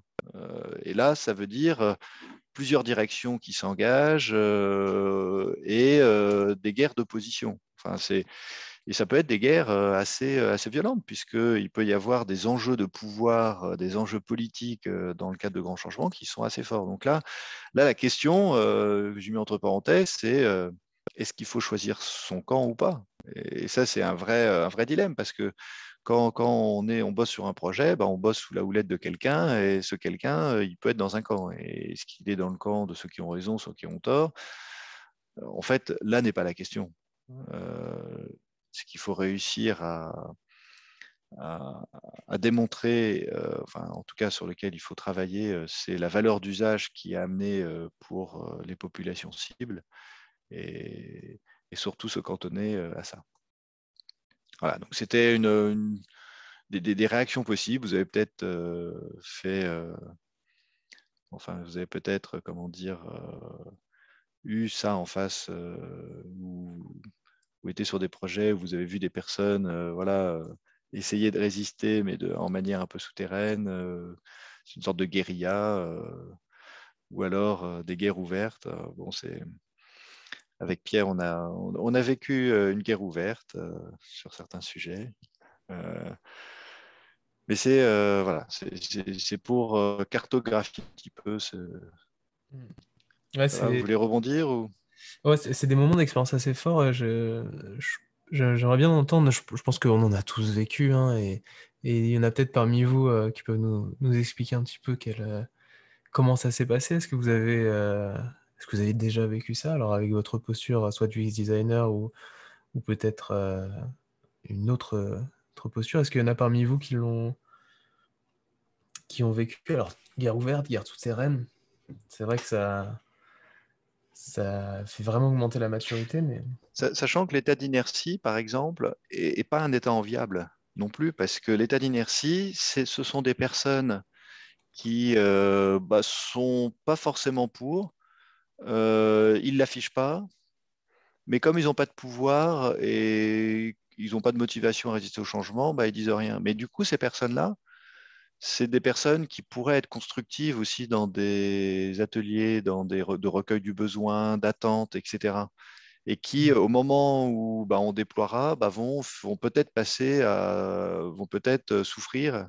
Et, euh, donc, c'est aller chercher, on parle de recueil de besoins implicites. Euh, le- le- Ceux qui sont en état de négociation ouverte, ils expriment leurs besoins de manière explicite. Ceux qui sont en état d'inertie, il y a des besoins implicites qu'il faut aller chercher. ouais. Et ce qui est intéressant d'avoir aussi, c'est que la guerre ouverte et la guerre souterraine, à partir du moment où on se positionne un peu dans ce tableau-là, on se positionne, en fait, c'est qu'on a envie de donner de l'énergie aussi vis-à-vis de ça. Oui. Alors, si c'est une énergie qui apparaît comme étant assez néfaste ou assez voilà, en contradiction forte, c'est aussi à nous de prendre du recul vis-à-vis de ça et puis de transformer cette énergie dans une énergie beaucoup plus positive. Et c'est ça qui est intéressant en UX design, c'est qu'on a aussi beaucoup d'outils grâce à des ateliers de vision, de partage qui nous permettent d'amener ces personnes à Mm. rentrer sur le ring, on va dire, et faire que ce ring devienne plutôt Mm. un moment de partage. Oui, comment dire, la guerre ouverte, c'est pas forcément un état, comment dire, qu'il faut éviter. Au contraire, même, c'est plus les choses sont dites de manière explicite, même si elles sont un peu virulentes. Il vaut mieux que sur un projet, ce soit virulent en début de projet plutôt qu'en fin. Ouais. Et donc, cet état de négociation ou de guerre il faut pas être. C'est la ligne du bas qui est la plus dangereuse. Mhm. Mais la ligne du haut, elle est douloureuse parce qu'elle nécessite de l'énergie, mais elle permet de casser les- comment dire, enfin de construire plutôt que casser d'ailleurs, mais de construire des solutions qui ont une valeur d'usage, de co-construire en fait. Ouais. Oui, je vois quelques messages qui s'affichent. Effectivement, tout ce qui est latent, tout ce qui est du non-dit et qui s'accumule avec le temps, hein, c'est ce qu'on appelle les mini-strokes en fait, qui s'accumulent. Et parce que c'est ce qui est de pire pour la motivation. Hein. Et la question, c'est vraiment comment faire exprimer ceux qui n'osent pas ou ceux qui sont dans une inertie. C'est un vrai sujet, hein, parce que les boîtes à idées en entreprise ou les trucs, les entreprises ont énormément de mal à faire surgir des envies, des besoins. sais pas si vous avez des expériences pour répondre à la préoccupation, mais identifier des solutions qui permettent de remonter les peurs, les craintes ou tout simplement des idées, c'est pas si simple. Ouais, faut amener une certaine attractivité à ces moments de prise de parole, mais c'est vrai que je te rejoins, hein, toutes ces boîtes à idées sont des pierres jetées à la mer, hein. Très souvent, il se passe pas grand-chose. C'est très faible. Par contre, derrière, avoir ouais, une implication qui est prise au bon moment, réfléchie, peut-être intégrée dans une démarche du quotidien et possiblement aller toucher des acteurs qui pourront aussi répandre ce besoin. Le but, c'est aussi d'avoir des personnes, on va dire, un peu ambassadeurs de notre combat et de ne pas être seul à mener ça dans tous les fronts. Si on a besoin d'avoir une vue transverse dans toute l'entreprise, rien de tel que d'aller sensibiliser l'ensemble des chefs de projet pour qu'ils puissent diluer quelque chose à la fin de chacune potentiellement des réunions. Alors, moi, ça me rappelle, j'ai vu une émission il n'y a pas très longtemps là, sur le changement climatique. Je fais une petite digression, mais qui disait, voilà, personne n'agit face au changement climatique, mais maintenant qu'il est là et maintenant qu'on voit des incendies et des trucs, bah, tout le monde réagit. Et bah, je pense que dans les projets, c'est un peu pareil, hein, pour répondre à une des questions qui est sur le chat. C'est qu'il faut saisir l'opportunité des approches de type design pour non pas développer une solution qui coûte cher, hein, mais faire un proto de ce qui pourrait être fait pour mettre en perspective et dire, bah voilà, ça pourrait être ça, ou on va faire ça, qu'est-ce que vous en pensez? Réagissez. Et là, la mise en perspective de la solution qui sera mise en place demain fait réagir peut-être, ou peut-être faire sortir de l'inertie. Je ne sais pas, enfin, c'est des personnes qui sont un peu dans l'inertie ou dans l'indifférence, à partir du moment où on les met devant la solution qui va être développée, ou à qui on dit, bah voilà, ce sera comme ça, à moins que vous ayez des remarques, bah, ils peuvent peut-être sortir un peu d'inertie. Ouais, c'est quelque chose qui est toujours un peu difficile à concevoir en tant que UX designer, où on ne veut pas forcément aller très rapidement cristalliser la vue de la solution et toujours garder un peu cette ouverture des possibles. Mais c'est vrai, comme tu le dis, il y a un moment où en fait c'est la seule manière De faire bouger. d'apposer, de faire bouger les choses. Et c'était quelque chose qu'on avait on avait vécu ensemble sur le projet sur lequel on avait travaillé, Ouais. où en fait, à force de tourner en rond sur une possible autre représentation visuelle de la solution, et ben la chose a été de les maqueter, d'aller les tester et d'aller tester 4 versions différentes et de voir un peu quel était le Celle qui... ressenti des utilisateurs et derrière arriver avec des résultats en disant bah voilà, on n'a jamais réussi à se mettre d'accord sur quelle autre vision on pourrait amener. De par toutes les discussions qu'on a eues, alors là c'est là où il faut être euh, assez clair dans comment on a représenté ces choses-là et pourquoi on les a représentées celles-là et pas d'autres, pour que tout le monde s'y retrouve. Et derrière, voilà, les résultats sont là. Et regardons les résultats ensemble, analysons-les, Mm. voyons si ça peut changer ou pas les choses. Et au moins, on met un point d'arrêt sur soit des discussions stériles, soit un manque d'implication et d'inertie qui rend encore une fois l'évolution stérile. Mais voilà, il faut le sentir et il y a un moment Et où il comme faut tu y dis, aller. c'est un dilemme parce qu'à partir du moment où on fait un- une maquette, un truc, bah, ça peut cristalliser l'idée qu'on se fera du truc et on pourrait ne plus en sortir. Mais en même temps, enfin, moi je trouve qu'il y a plus d'avantages à le faire parce que, surtout quand on est un peu embourbé, bah, on dit voilà, on va tester des choses, ce sera peut-être pas ça, mais on les teste et on voit comment ça réagit, hein. Ouais. Non, c'est. Bon, la mise en perspective, c'est toujours intéressant, je pense. Ouais. En tout cas, essayez d'éviter au maximum de vous, de vous faire avoir par ça et c'est malheureusement le cas, hein. Le burn-out arrive très souvent par rapport à ça, surtout quand on voit qu'on met beaucoup d'énergie et que l'énergie en face, bah, elle n'a pas d'impact. Donc ouais, faites attention. En tout cas, merci pour vos retours. N'hésitez pas si vous en avez d'autres en tête, on va continuer à avancer, mais on reviendra là-dessus, hein, sans problème. Alors, une petite réflexion sur l'effort en conduite du changement.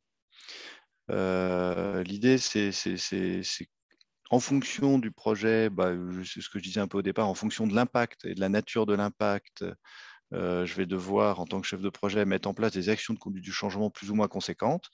Ça a un coût de mener des actions de conduite du changement. Donc, en tant que bon chef de projet qui gère les coûts, il faut que je l'estime. Et là, une petite grille, pareil, pour donner quelques idées. J'ai mis 2 critères, l'ampleur et l'impact du changement sur les populations. Donc, celui-ci qu'on mesure par des analyses d'impact sur les populations voilà, qui vont mettre en place, enfin, qui vont devoir utiliser la solution. Et puis l'appétence au changement des populations impactées. Voilà. L'appétence au changement, on en a un petit peu parlé.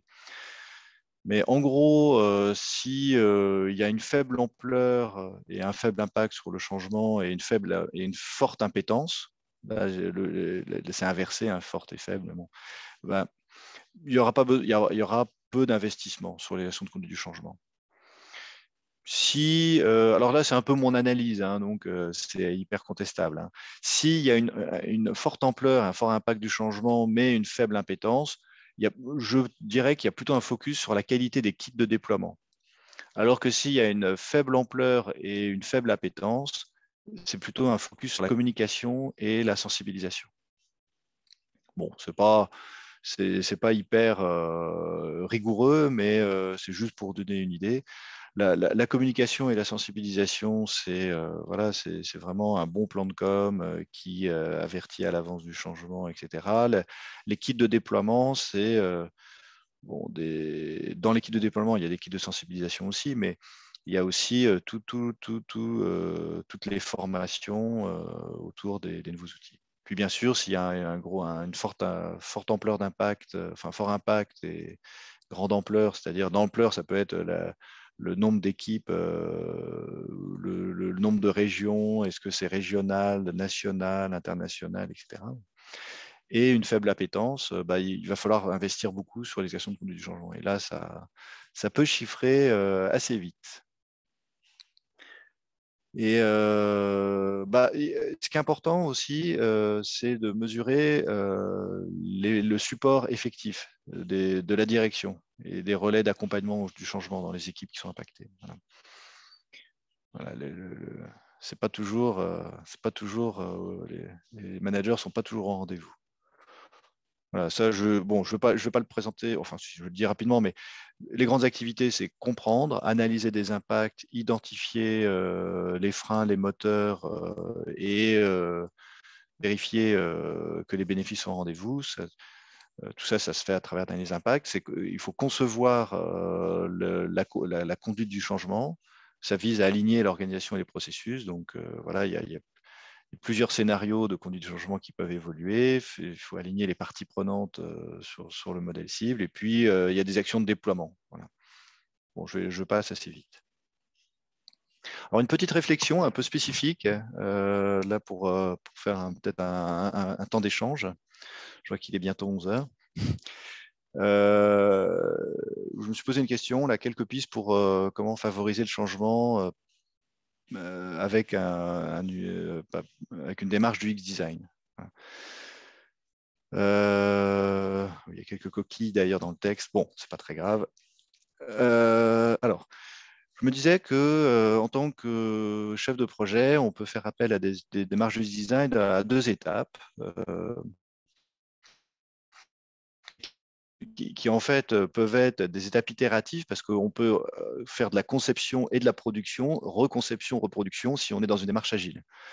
Mais en phase de conception, c'est aider à concevoir des solutions plus proches du besoin utilisateur. Quelque part, c'est aider le chef de projet à établir le cahier des charges.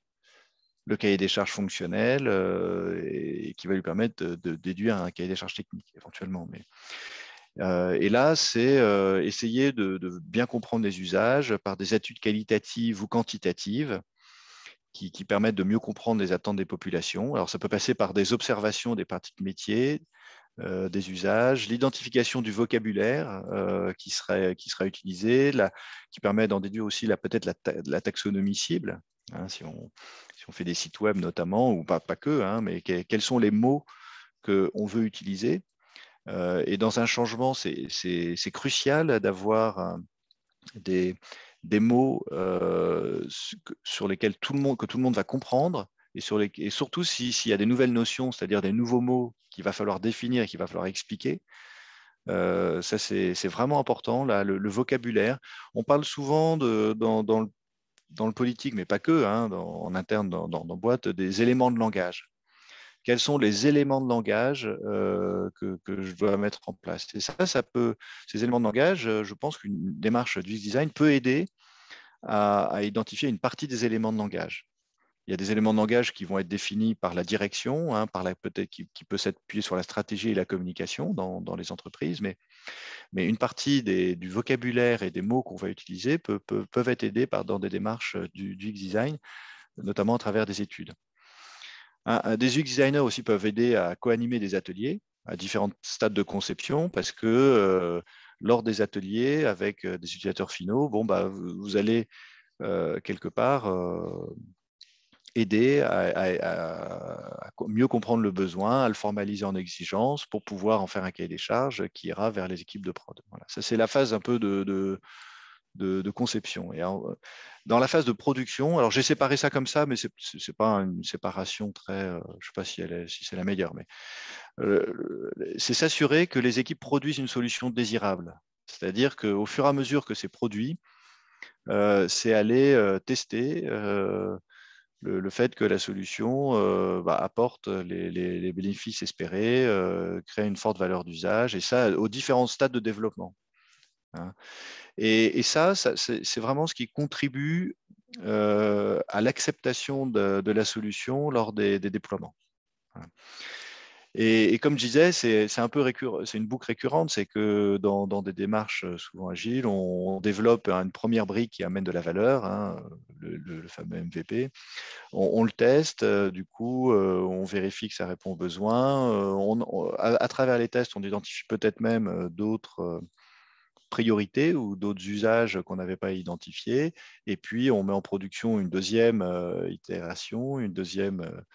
et ça, ça fait que le produit s'améliore à travers plusieurs boucles. Qu'est-ce que vous en pensez? Quelles sont les pistes? Comment est-ce avec ce que j'ai dit avant et ce que je viens de dire, comment vous voyez l'interface entre des UX designers? Enfin, j'utilise le terme de UX designer, mais c'est peut-être restrictif d'ailleurs, Pierre. En tout cas, des démarches d'UX design, et peut-être il faut intégrer des démarches peut-être plus larges que ça. Mais comment vous voyez cette interface avec le chef de projet, et quelle valeur et à quel moment cette valeur peut être apportée au chef de projet? Est-ce qu'il y a d'autres situations?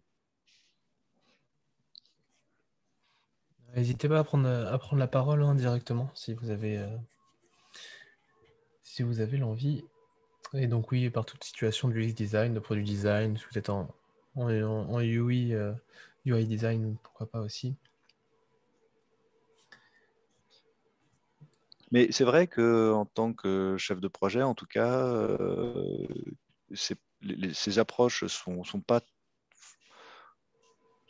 toujours très bien comprises et connues des chefs de projet. Donc la valeur qu'une approche du design peut amener, il faut de temps en temps faire de la pédagogie vers des chefs de projet pour qu'ils la comprennent. Donc, il faut réussir à utiliser des mots simples vers les chefs de projet pour qu'eux-mêmes comprennent où la valeur est apportée. C'est ce que Quentin et Pierre, par la suite, ont réussi à faire un peu sur le programme sur lequel on a collaboré. C'est amener des mots simples pour expliquer ce que vous faisiez et quelle valeur vous pouviez apporter. Mais ce n'est pas évident. Il faut de la pédagogie parce que ce n'est pas toujours simple, et c'est une démarche qui nécessite Donc, cette question où est-ce que vous amenez de la valeur à un chef de projet et comment vous pouvez expliquer à un chef de projet là où vous amenez de la valeur, elle est pas si triviale. Et je pense que c'est important que en entreprise, vous soyez capable de l'expliquer simplement. C'est un peu l'objectif de ce slide. Mais je pense qu'il n'est pas du tout exhaustif. Hein. Ouais, en tout cas, c'est vrai que ces deux postures, hein, conception et production, ont énormément d'utilité et on doit voir vraiment les différents enjeux qu'on peut amener. Et ça, je pense que vous avez sûrement vécu des moments où alors potentiellement, si vous n'avez pas vécu un moment où vous avez réussi à amener le chef de projet et l'embarquer avec vous, est-ce qu'il y a des, comment dire, des points de blocage que vous avez vécu et vous auriez aimé avoir le chef de projet avec vous et potentiellement essayer de co-concevoir ensemble un moment. Alors, on parle beaucoup d'idéation, je pense, dans ces changements-là. Mais en tout cas, ça peut être intéressant qu'on en parle là, donc n'hésitez pas. Vous avez peut-être vécu plus de moments où vous avez un peu rongé votre frein et vous vous êtes dit, tiens, ça aurait été bien que je puisse avoir soit enfin, la possibilité un peu de passer cette barrière et aller entrevoir à co-construire quelque chose avec un autre métier. Hein, en tant que chef de projet, on travaille très main dans la main, mais pas que. Hein. Personne n'a vécu ça? C'est bizarre. Je pense que vous avez vécu des choses comme ça. Alors, je vais mettre juste un slide pour peut-être pour animer le débat, mais c'est une vision d'une voiture décomposée mais vu d'un chef de projet, quand on développe une solution, alors là, ce n'est pas forcément une solution digitale hein, que j'affiche, même si dans des voitures, il y a des IHM, des tableaux de bord, des interfaces. Mais dans un projet, en général, et que ce soit, même s'il est que IT, le chef de projet va essayer d'identifier dans l'arborescence technique, c'est-à-dire ce qui doit être développé, il va l'architecturer et le décomposer en plusieurs blocs. Il va devoir identifier ce qu'il va devoir développer from scratch, de ce qu'il va réutiliser en existant chez lui ou qu'il va devoir acheter sur étagère ou qu'il va pouvoir acheter sur étagère, etc. Et il va assembler tout ça. Mais ça veut dire que la marge de manœuvre, de toute façon, en termes de design, elle n'est que sur le make, elle n'est que sur ce que je dois développer dans le cadre du projet. Il y a peut-être des projets où, c'est le cas peut-être d'une voiture Renault, etc., il y a 40% de reuse, c'est-à-dire je vais utiliser le moteur de la version précédente, le même châssis, le truc, en fait, il n'y a que la carrosserie qui va changer. Et donc, j'ai de la latitude en termes de conception et de design que sur la carrosserie. Le tableau de bord, je vais réutiliser telle partie de l'ancien tableau de bord, mais je vais améliorer un peu telle autre partie, et puis je vais faire une partie complètement nouvelle. Voilà. Donc, ce qui est intéressant, c'est où est-ce que j'ai de la latitude, d'une part, et la question qu'on posait avant, c'est cette latitude, elle est contrainte par les interfaces, c'est-à-dire elle est contrainte par ce qui l'entoure. Et donc, je reviens sur cette question, là, dans cette phase de conception, de temps en temps, on est dans des phases où la conception est très contrainte par les interfaces, ou de temps en temps, elle n'est pas du tout contrainte. Mais quand qu'elle soit contrainte ou pas contrainte, je trouve intéressant, et ce n'est pas souvent le cas, que les chefs de projet fassent venir mettent en place une approche du X-Design très en amont. Parce que ça peut augmenter l'usabilité, mais ça peut aussi permettre d'identifier des attentes nouvelles. Voilà. Et dans ces cas-là, c'est des choses que tu as... Après, souvent, et je dis ça parce que souvent, ça vient... Oui. Alors, je Pardon, dis ça, ça a bugué pardon. un peu. Je dis ça juste parce que souvent... Oui. Je dis ça parce que souvent, on appelle les designers en phase de production seulement. Une fois que le cahier des charges est quasiment fermé, une fois qu'on sait quelles sont les fonctionnalités, et ben voilà, il va falloir mettre de l'UX design pour développer une interface intuitive qui va bien, mais le périmètre quasiment fonctionnel et trucs, il est déjà fermé. Ouais, ce qui est malheureusement le combat de la maturité en entreprise où de base, on nous voit Et, plus sur et, l'interface et moins bah, sur... et l'intérêt d'expliquer avec des mots simples et pédagogiques aux chefs de projet l'intérêt, enfin ce que vous êtes capable d'apporter. Et ce qui n'est pas une évidence, encore une fois, hein. Hmm.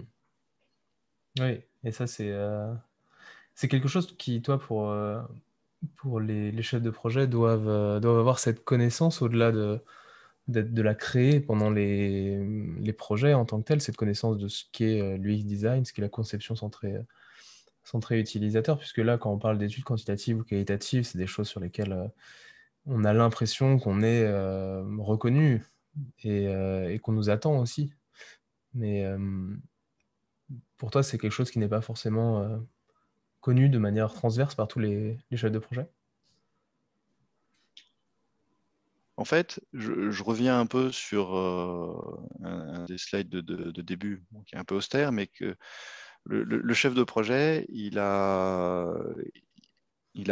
porte beaucoup de, c'est un porteur de stress. Hmm. Il est sous la pression d'un management qui lui dit combien ça va coûter et combien de temps ça va durer cette histoire, et qui va lui demander ça très tôt. Et donc, à la fois, il a envie de développer des solutions innovantes et proches du besoin, et à la fois, il doit répondre assez vite sur cette question coût-délai. Et donc, il a vraiment même s'il a envie d'innover, il va de temps en temps fermer un peu trop tôt la solution. Parce il est mis sous cette pression. Voilà, c'est ce premier slide-là et donc, il faut l'aider à trouver les bons mots et à convaincre sur la démarche qui permettra de sécuriser une forte valeur d'usage dans un temps et un budget fini. Et c'est ça tout le challenge des démarches agiles aujourd'hui, c'est que c'est très dur de convaincre un manager, de management, de dire voilà, bah, vous allez investir 20 millions. On ne sait pas ce que vous aurez pour 20 millions, mais on va fonctionner en capacité à faire. C'est-à-dire, on va fonctionner dans ces 20 millions et on fera du mieux qu'on peut, on fera le meilleur possible dans ces 20 millions.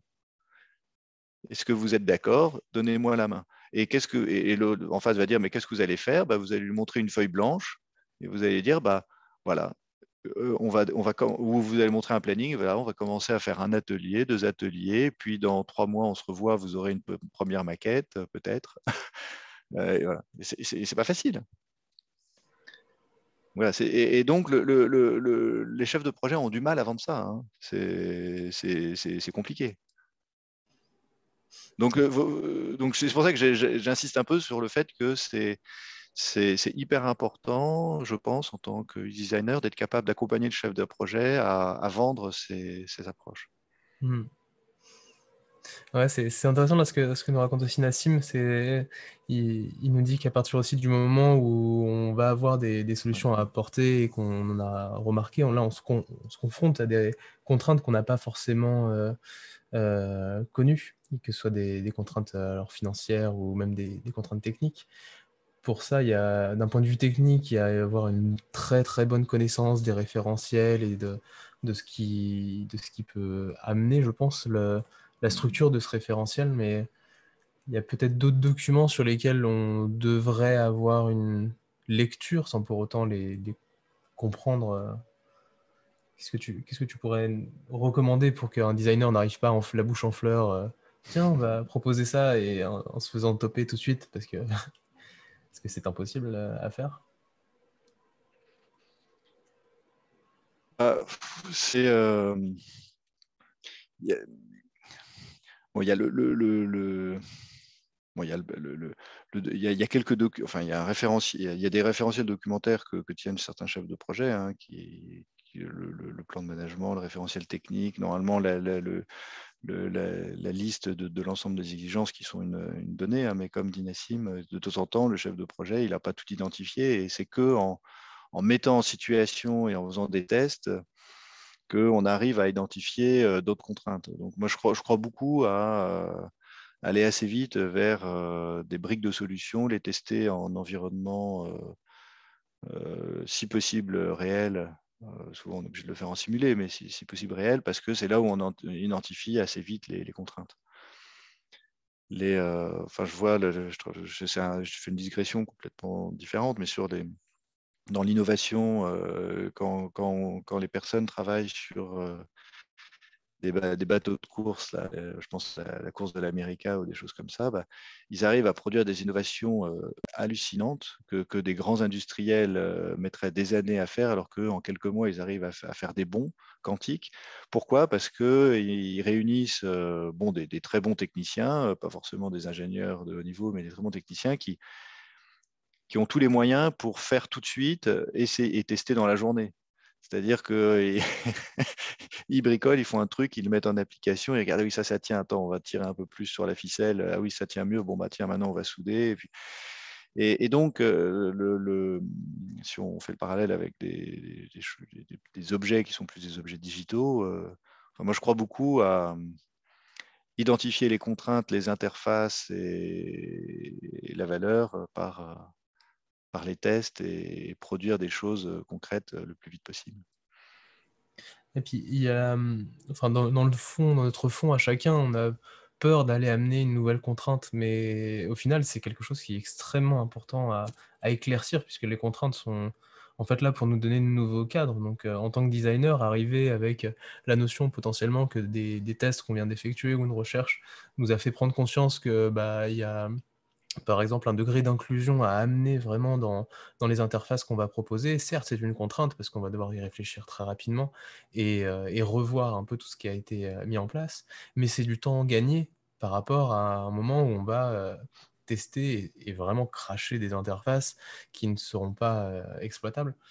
Donc là-dessus, il y a, voilà, cette réticence, en tout cas, on ne peut pas la garder pour nous et je suis convaincu que ce que tu disais là, Nassim, dans un second temps, faire émerger des contraintes, bah, il faut le plus rapidement les partager et ça, c'était quelque chose d'assez beau qu'on avait partagé ensemble. C'était que la naissance de ces contraintes, on les partageait très rapidement avec les chefs de projet et des fois avec des sponsors, ce qui nous permettait d'un peu de se dire: «OK, quelles sont les étapes avant qu'on aille, potentiellement en revue, amener cette contrainte et la faire se répandre dans l'ensemble du projet?» Quelles vont être, nous, nos premières étapes pour vérifier que cette contrainte est une vraie contrainte, elle impacte autant, les différentes interfaces et le comportement des utilisateurs?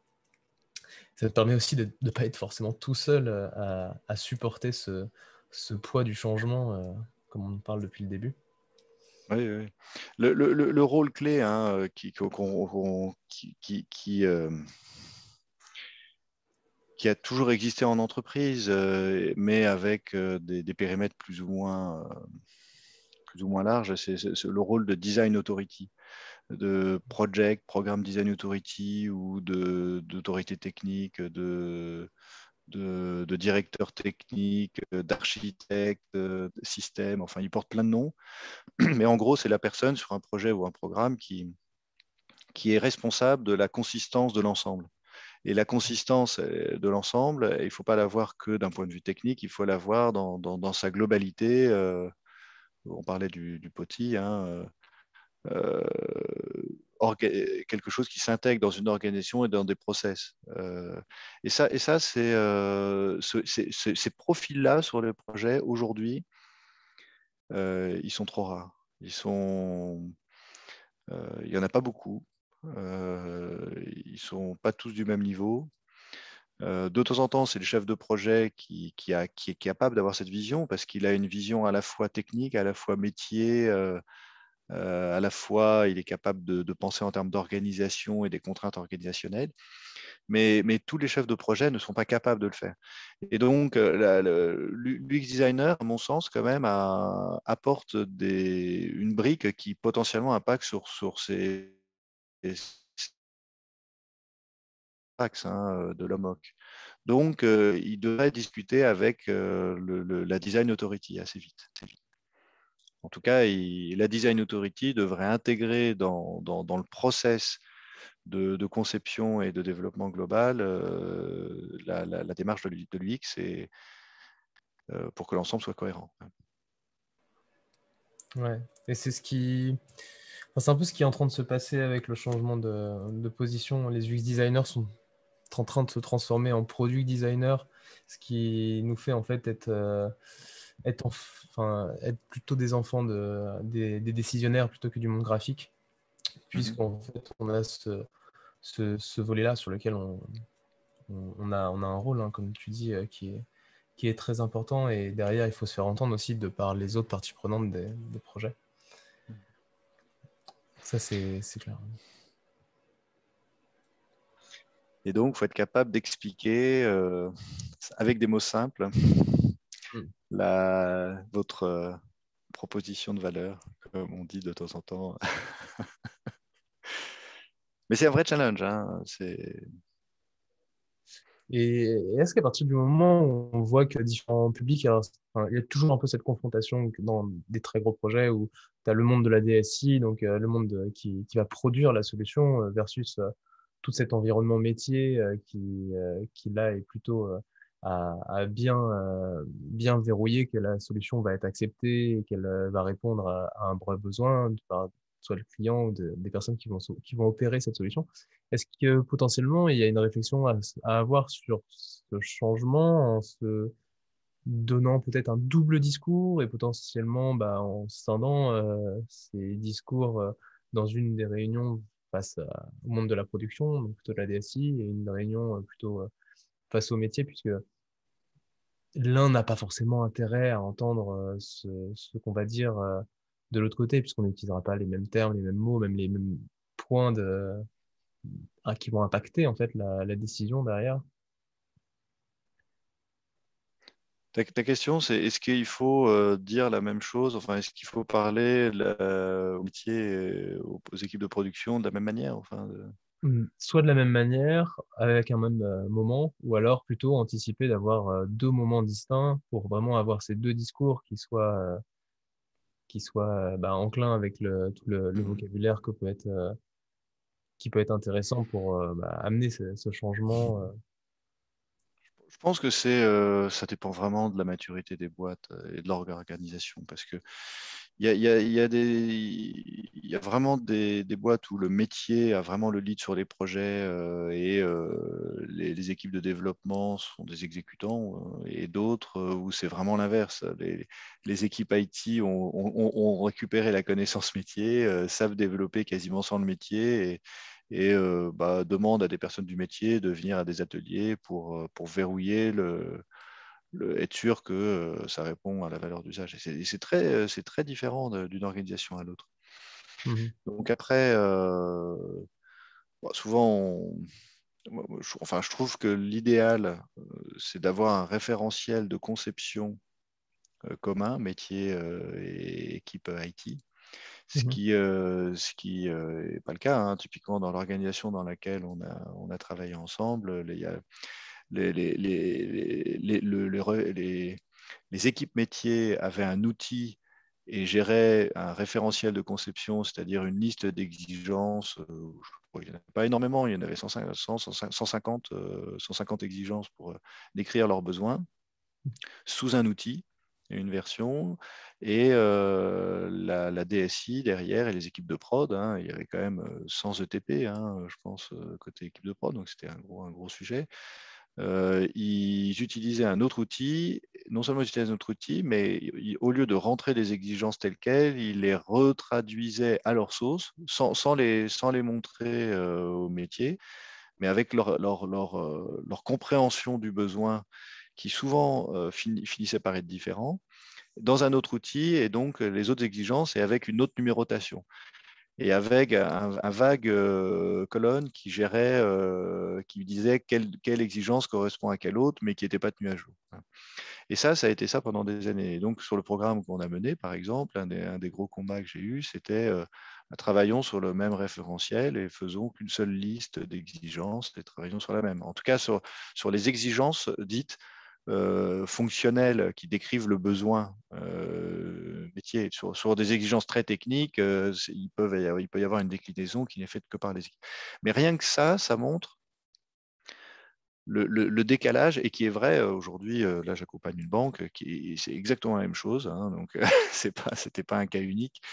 La difficulté qu'ont des équipes métiers, des équipes de prod à se parler, et où chacun travaille avec ses propres outils et décline pour son propre besoin des exigences d'une manière différente, mais du coup avec de temps en temps une perte d'information, hein, voire l'information se transforme.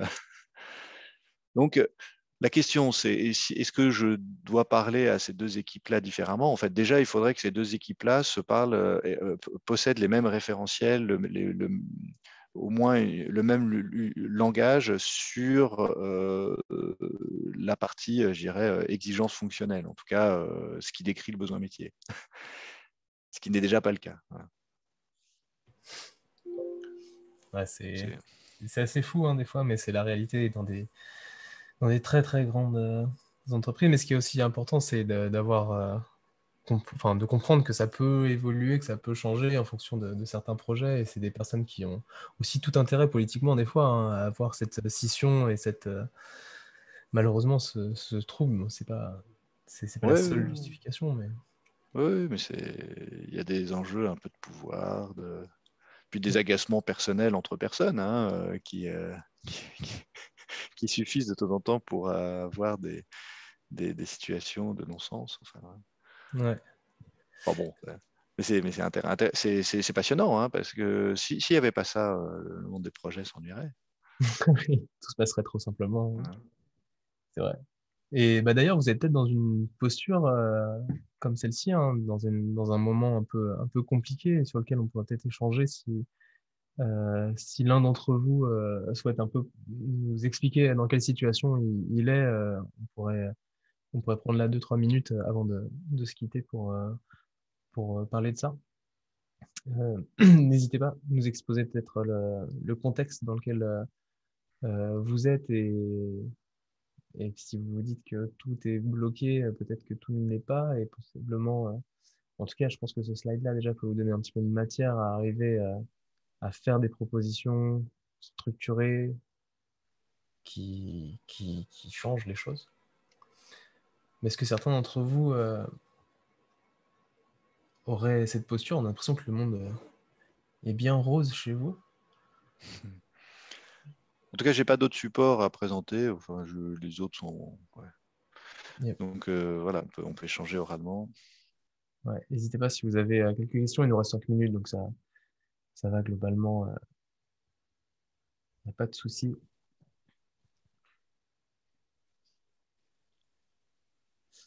Il y a un petit peu de psychologie, hein, dans les projets, hein. C'est ça qui est intéressant, c'est que Hmm. les freins, enfin, pour accompagner le changement, hein, les freins, de temps en temps, sont pas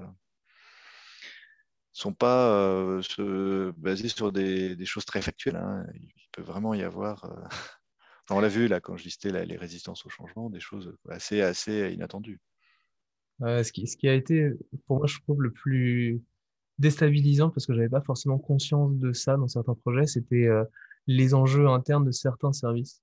Mm. Et certains services qui menaient une guerre des tranchées depuis de nombreuses années. Là, ça revient surtout avec l'exemple que tu étais en train de dire, d'avoir ce référentiel qui d'un seul coup est cassé en deux, en fait. Et en fait, on a le rôle du métier qui, depuis des années, souhaite faire un référentiel commun et que ces projets puissent se passer le plus simplement possible.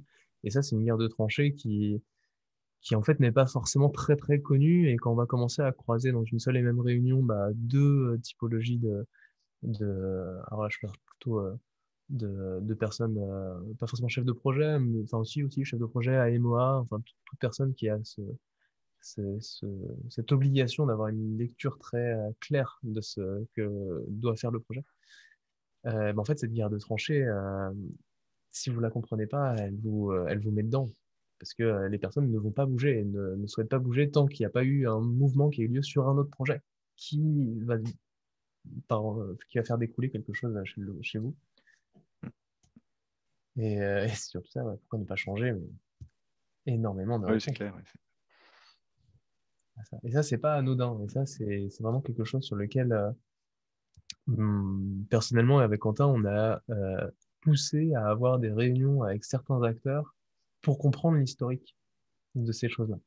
Puisqu'on sentait qu'il y avait quelque chose qui bloquait dans les rouages, mais on peut pas forcément se le dire lors d'une grande réunion où tous les acteurs sont là et on sait que ça va être récupéré potentiellement et redilué dans un codir où en fait on va un peu, pas forcément détourner Euh, les non, mots, mais tout n'est pas rationnel. Il a, je pense, vraiment un des points forts de ce que peut amener l'UX design, c'est de rendre rationnel certains débats à travers des études quali ou quanti. Parce mhm, que les verbatims, les mots qu'on amène, les chiffres qu'on peut amener,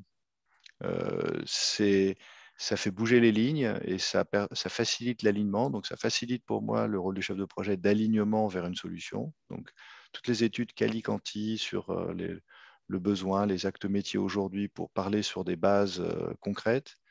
Et puis, tous les tests qu'il peut y avoir intermédiaires. Donc, je pense que l'UX design est un vrai outil pour le chef de projet, un vrai moyen de rationaliser les débats, hein, et de les rendre constructives en amenant, et ça je pense que si vous avez besoin de convaincre un chef de projet sur un accompagnement et la pertinence de votre accompagnement, c'est faut vraiment je pense, orienter une partie du discours sur je vais t'amener, toi chef de projet, des éléments qui vont te faciliter la vie pour rendre les débats plus fructueux, pour sortir d'une situation où tu es embourbé, parce que je vais rendre des choses factuelles, sur des bases factuelles.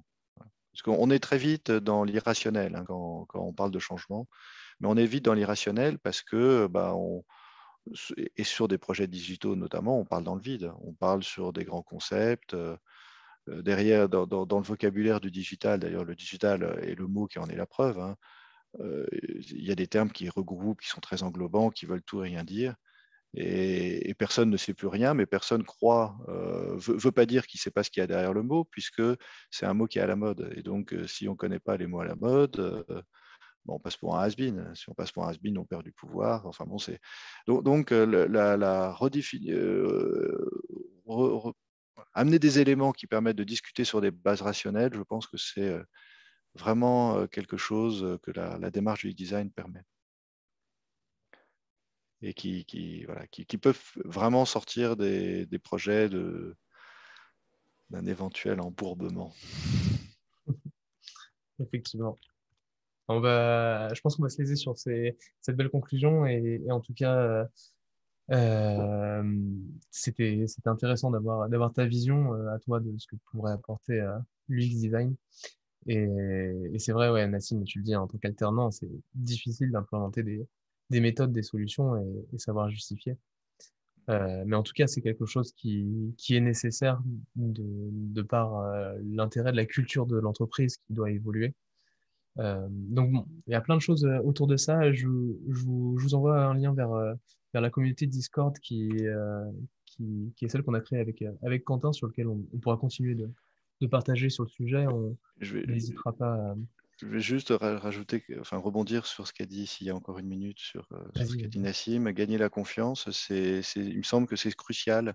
Pour moi, les démarches du design sont assez proches des boucles par itération et notamment enfin, l'agilité. Et un des prérequis, c'est la confiance. Et la confiance, c'est deux choses. Parce que il y a deux natures de confiance. Il y a la confiance dans la capacité à mener les actions, c'est-à-dire à dérouler un process du design propre, rigoureux, etc. Ça, c'est un premier niveau de confiance, donc c'est la capacité à faire. Donc il faut la démontrer. Le Mhm. deuxième niveau de confiance qui est hyper important dans votre cas, c'est la confiance qu'on a en l'autre dans sa bienveillance. C'est-à-dire qu'en cas de problème, il agira de manière bienveillante vis-à-vis de vous. Et c'est la confiance qui est un prérequis. Pour la gagner, cette confiance, il faut jouer sur ces deux choses-là. Il faut démontrer qu'on est capable de faire, enfin, qu'on est capable de dérouler un process rigoureux, qu'on est expert dans son métier, mais aussi qu'on agira avec bienveillance vis-à-vis du projet. Mhm. Ouais, ça c'est très important de montrer cette posture-là. Enfin, je dis ça, je pense que une partie du succès de la mission que Quentin et toi avez eue sur DAC a été basée sur la confiance que vous avez inspirée tous les deux, Hmm. qui n'était pas acquise de par le contexte environnemental. Ouais, ouais, clairement. Et Et quand la confiance, enfin voilà, c'est la bienveillance que vous avez inspirée tous les deux. C'était pas, vous arriviez dans un univers où il fallait le démontrer. Ça a été aussi une position de se détacher de temps en temps de notre hiérarchie pour le bien du projet Hmm. et en fait de jouer sur plusieurs fronts, jouer sur comment le projet doit changer, mais comment aussi le service dans lequel tu es doit changer et Hmm. évoluer. Et ça a été énormément de temps, mais très stimulant parce que c'est des réflexions des fois assez philosophiques sur la manière de mener notre métier. Mais je pense qu'en tant que designer, on s'amuse de ça et c'est important. Mais c'est vrai que ce côté bienveillant, il faut le montrer à outrance pour, euh, Ouais, ouais. pour convaincre. C'est extrêmement important. Anaïs, tu me dis quoi? Tu as réinventé des démarches UX, tous les chefs de projet n'ont pas l'envie. Mais dans la politique interne de l'entreprise, la collaboration entre la conduite du changement et l'UX design n'est pas forcément entendue. Mon combat est encore trop souvent prouvé que l'UX est utile. C'est vrai. C'est vrai on a un combat comment dire, de pédagogue hein, vis-à-vis de notre démarche. Et bien entendu, elle impacte énormément la structure. Merci Anaïs. En tout cas, si vous voulez, Merci. on continuera la conversation donc sur le Discord, si vous le souhaitez. Jean-Charles, n'hésite pas à m'envoyer quelques ressources pour nous aider je pense, pour l'OMOC, qui peut être très intéressant à essayer de déployer si on veut le mettre en place. Déjà, lancer Mhm. une analyse un peu dans l'environnement dans lequel on est. On essaiera de partager ça et bien entendu, voilà, la discussion va se poursuivre toute cette semaine et cet après-midi, on va s'intéresser à trois cas très spécifiques, l'éthique, l'inclusion et les émotions, qui impliquent énormément de changements. À partir du moment où on crée ce besoin, qu'est-ce qu'on en fait? Donc ça va être vraiment les challenges de nos réflexions de cet après-midi.